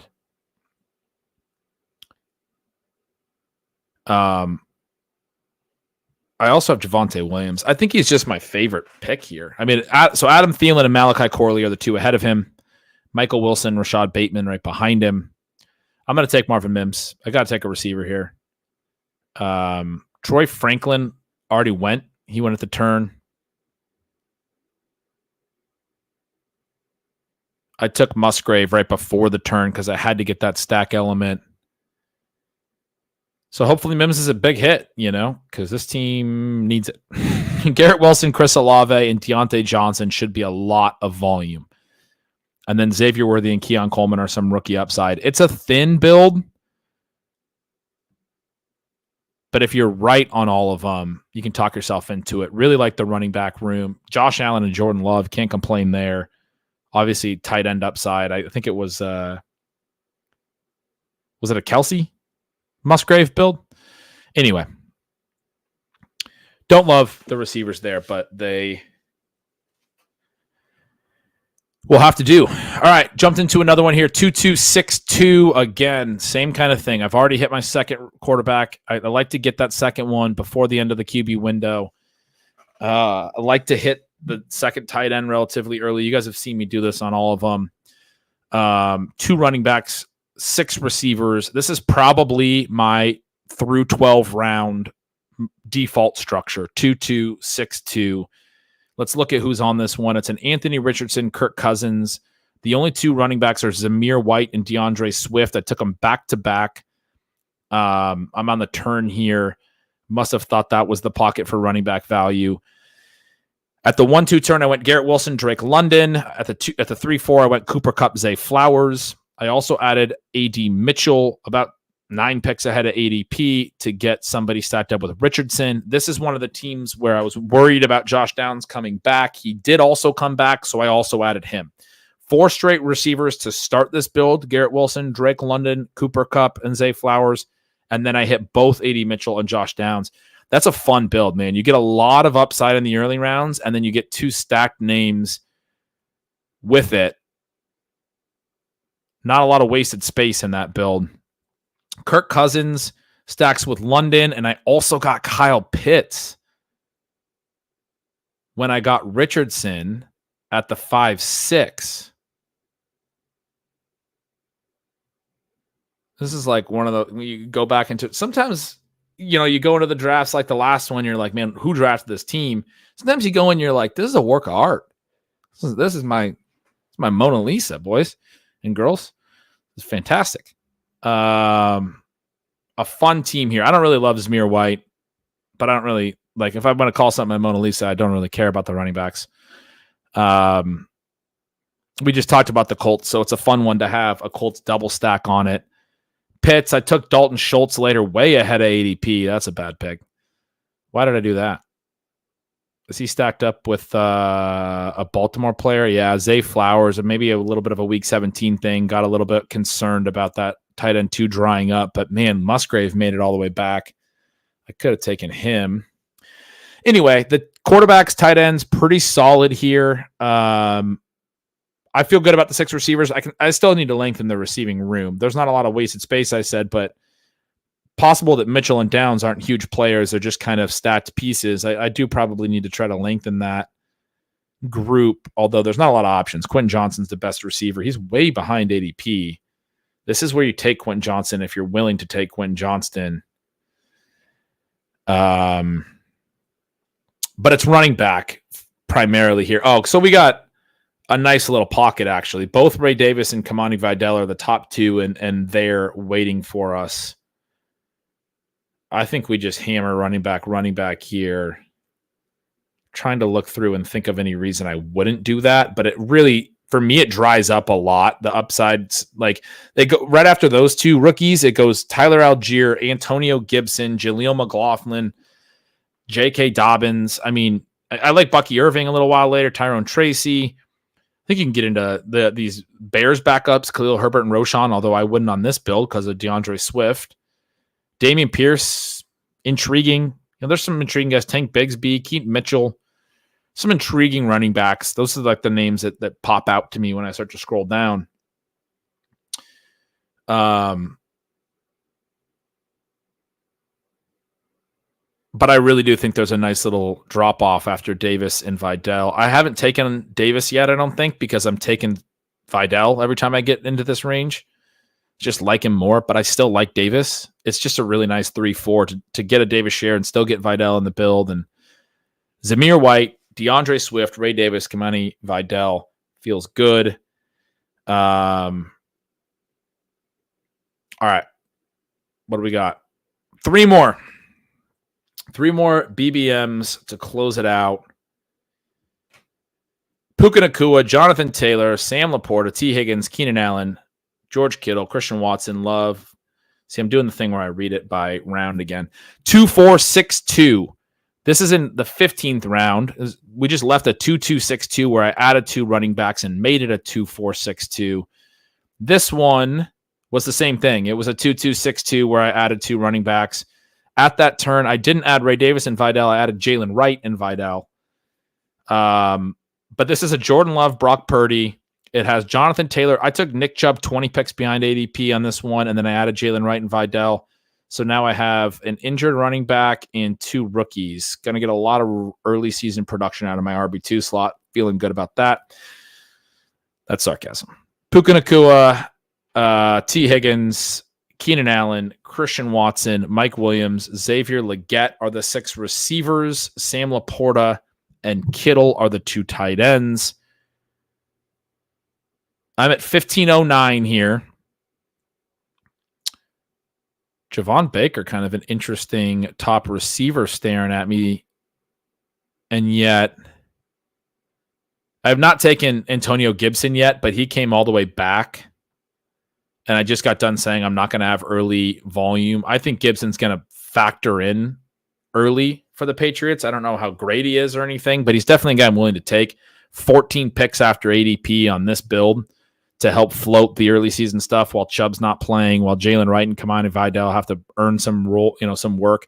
Antonio Gibson is the week 1 RB2 on this team now behind Jonathan Taylor.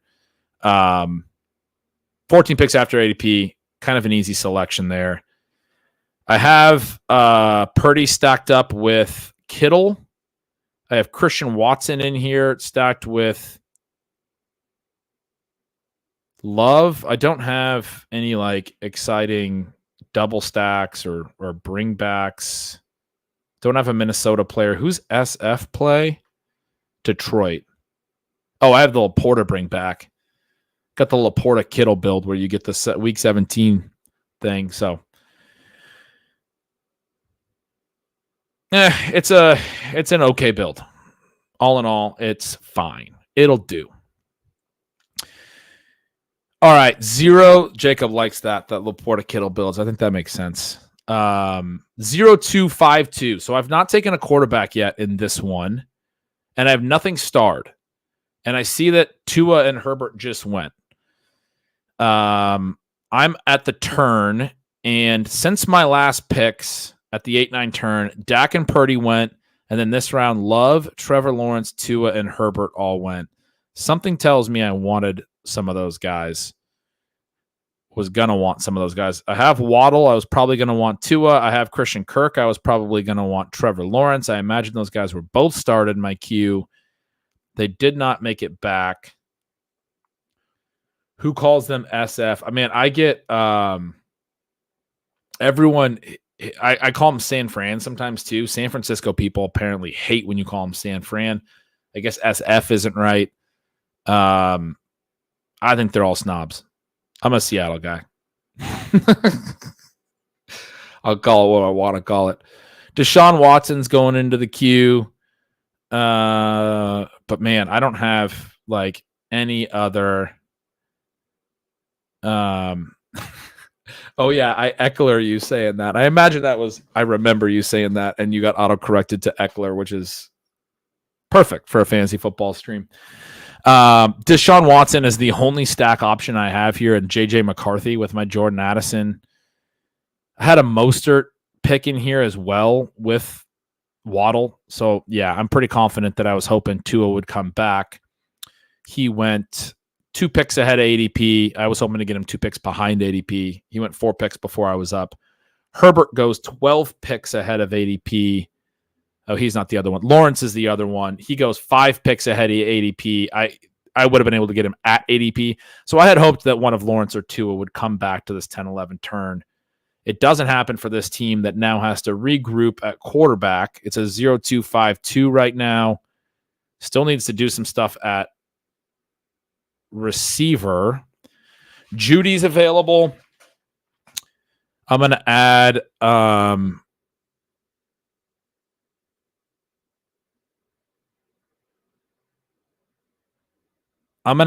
Judy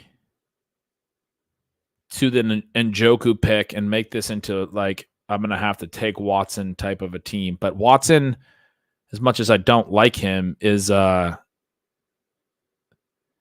cheapest, like legit dual threat upside you can get. This sucks though. He's got a 164 ADP and I'm at the turn and I get back on the clock in 14 and 15 at 168, 169. I don't think I can try to push him 4 or 5 picks after ADP if he's like my QB option, which means I'm going to have to take him the 12-13 at 144, 145, like 20 picks ahead of ADP. If I take Judy here, I'm basically committing to Watson being my QB1. And because of how I'm on the end, and because his ADP is those 5 picks before one of my end turns, about a round and a half after my other end turn, I'm going to have to take him a round and a half ahead of ADP. So is there an alternate move so I don't have to give up so much ADP value with the Watson pick later? That alternate move, the next guys are Brandon Cooks, no. Dontavian Wicks, no. Their quarterbacks have gone. Jahan Dotson, no. He's gone. Gabe Davis, no. He's gone. Josh Downs, no. He's gone. Xavier Legette, who is 16 picks ahead of ADP. So I would be pulling him way up so that I could play Bryce Young late. Legette's maybe an option at the next turn if he slides a little.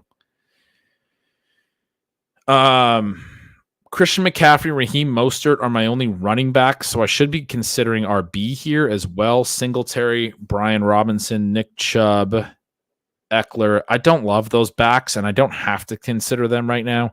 I'm done at tight end with Andrews and Njoku. This is one of the issues with me with the early tight end stuff is when I run into QB problems, I don't leave myself an out to stack through a tight end play. Not that I really would have like a clear one here, but there's not a lot of great ones, to be honest. Like, I guess Hunter Henry, but I can still do New England through the wide receivers. This is probably going to wind up a Drake May build. Or a Bo Nix build, because I can do Mims or Franklin. Those are intriguing ones. Daniel Jones. I can do like a Wandale thing. And maybe Bryce Young if I do a Legette thing. But I don't have any of these guys stacked on my team yet. Watson is the one I have stacked.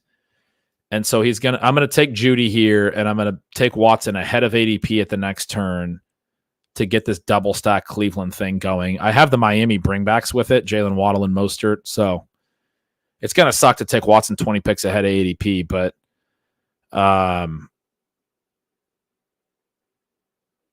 that's what happens. Sometimes you got to bite the bullet.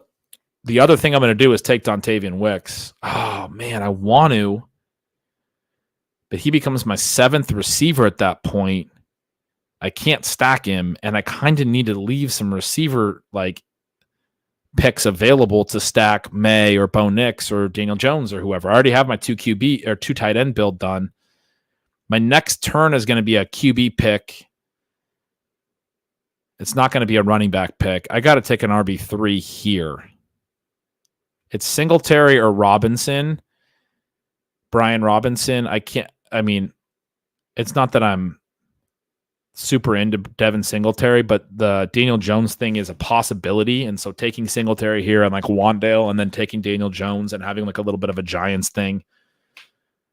I'm not going to say that adding Singletary here gives me the out of taking Daniel Jones late, because I don't think that's like a real stack. Like I think sometimes the running back stack is like, okay. But he's a reasonable pick with Brian Robinson here. It'd be one of those two for me. And so I'm just going to take him.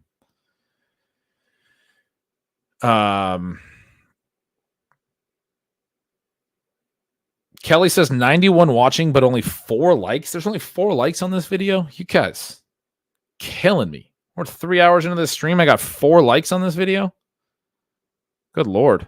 You guys just all hate watching? I got 98 people hate watching right now. All right. Go like the video. Hoosier says you got to refresh your screen, Kelly. So does Stephanie. Guess we have a few more than 4. Dustin, what could go wrong with a Drake May and Bo Nix QB room? That's a good one. They're going to be one of those guys. Going to be my QB too. That's probably a 3 QB build. Deshaun Watson, probably Daniel Jones. I'm headed towards, and then one of Bo Nix or Drake May. Get them single stacked with one of the rookie deep threats or whatever, like a Javon Baker or Troy Franklin or something. That's okay. Okay. Fake news. 52 likes, 55 likes now. Chat is 63 now. Everybody went and smashed it. That's, hey, man, like, appreciate that. I ask you to do it, and then you go do it. That's nice. All right. 2 drafts left. This is a 2-2-6-1. Again, very similar to where I'm at a lot of times in this range. And I have Luke Musgrave starred for this turn. I'm at 12-10. And then I'll also pick again at 13-3. I can probably get Musgrave at 13-3. That's pick 147 overall. His ADP is 155 overall. Benson Knott is going ahead of him. The reason I would take Musgrave here is that it's a Jordan Love team. Jordan Love, Tua are the quarterbacks. Achane and Aaron Jones are the running backs. Tyreek Hill, Stephon Diggs, Amari Cooper, Jordan Addison, JSN, Dontavian Wicks are the receivers. Trey McBride is the only tight end so far. I like those 6 receivers. I'm not a huge Amari Cooper guy, but I like those receivers. Got the Tua, Achane, Hill thing going with the Amari bring back. Addison, JSN, Wicks are all just kind of fun picks for me right now. I'm higher on Stephon Diggs than probably a lot of people who think like me and draft like me. I think he's a pretty live bet to just like come in and be the clear number 1. I also think it's very possible that he's not that, to be clear. But I think he's more live to do that than I think other people seem to.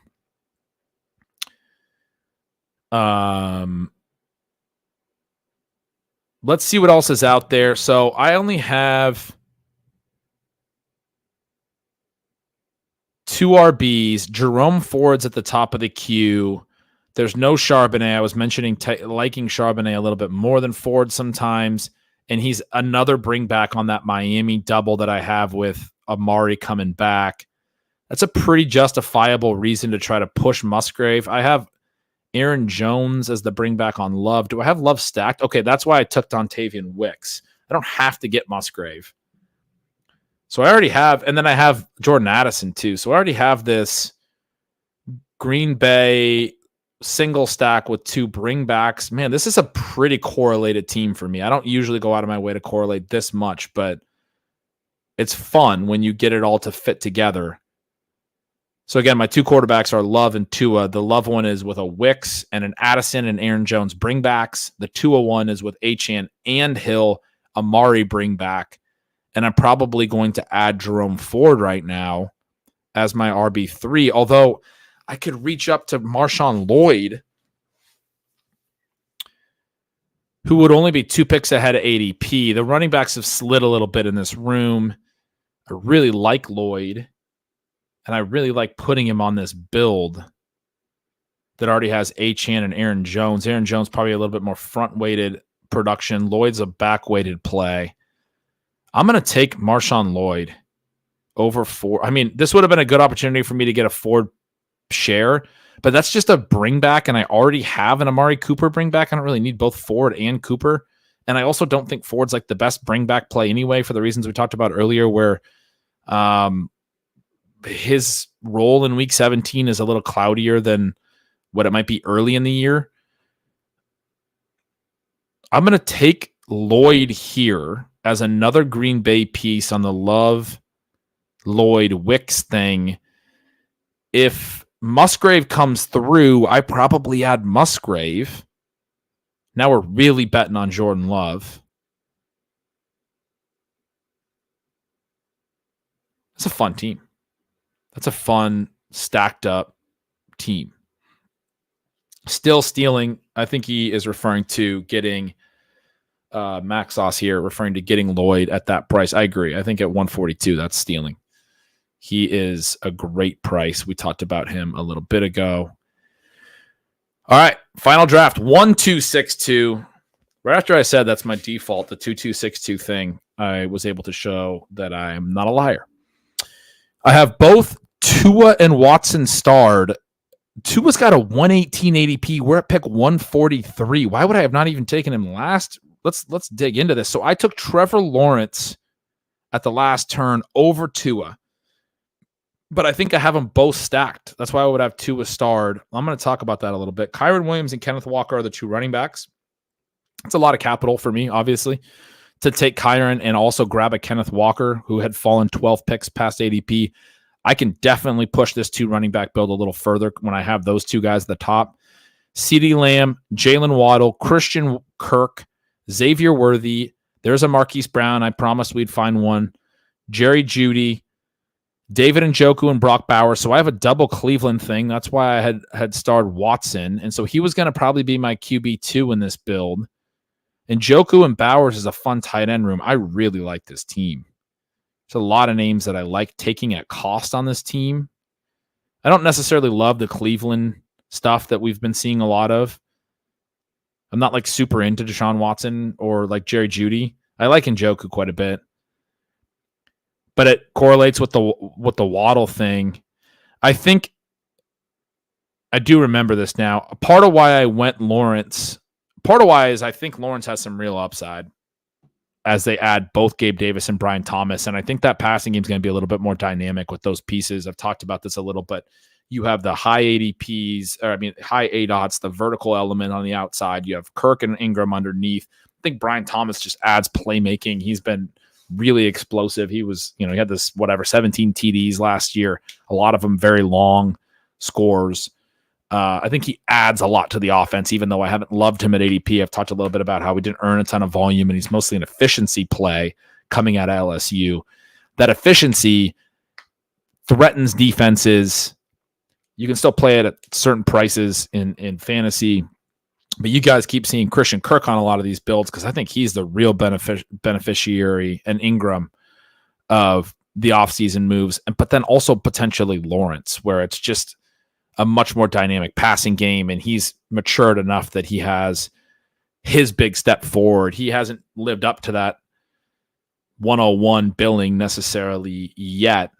Doesn't mean that he can't continue to develop. A lot of times we see QBs continue to accumulate knowledge and game experience and stuff. Some of them, their peak, they hit it at like 35. It wouldn't be that surprising if a guy like a Trevor Lawrence is waiting in the wings a little bit. So anyway, I take Lawrence here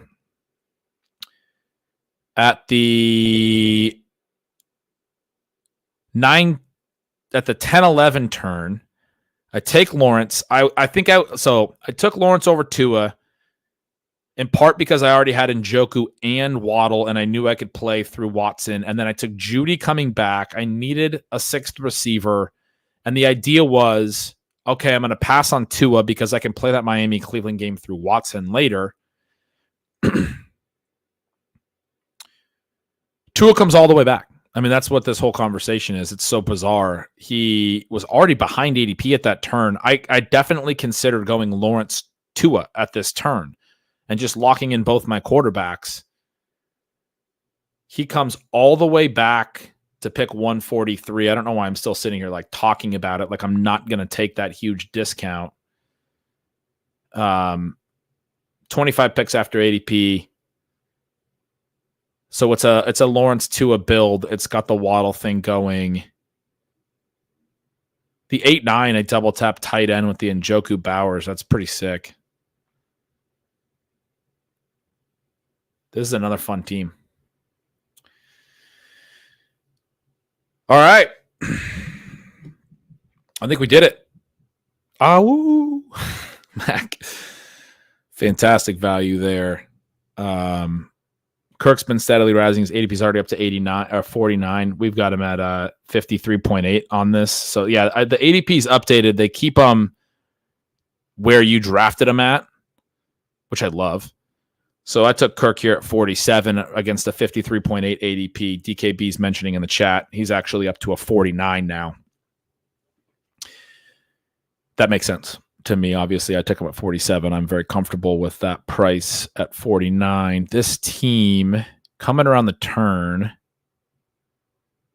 probably going to be looking at running back. The potential for a Marshawn Lloyd if I get a little lucky at the turn here. This guy at the turn already has 3 running backs. I didn't even check if I could push Tua around. He has Achane. I don't think I would have risked it with that big of a discount. Hopefully I can get Lloyd on the way back, though, to add a third RB to what is now a 2-2-6-2 build after taking Tua. All right. We did it. I am not on the clock anywhere. This has been a blast. I appreciate you guys hanging out. I've had an awesome time this week doing these shows. I don't know, as these start to close, I'm going to do some more definitely this week. I don't know when the next one's going to be. I got to chat with Sean about when we're doing Stealing Bananas this week and some of the other stuff. Got to figure out the family schedule and everything. Not entirely sure, but I will probably be firing back up either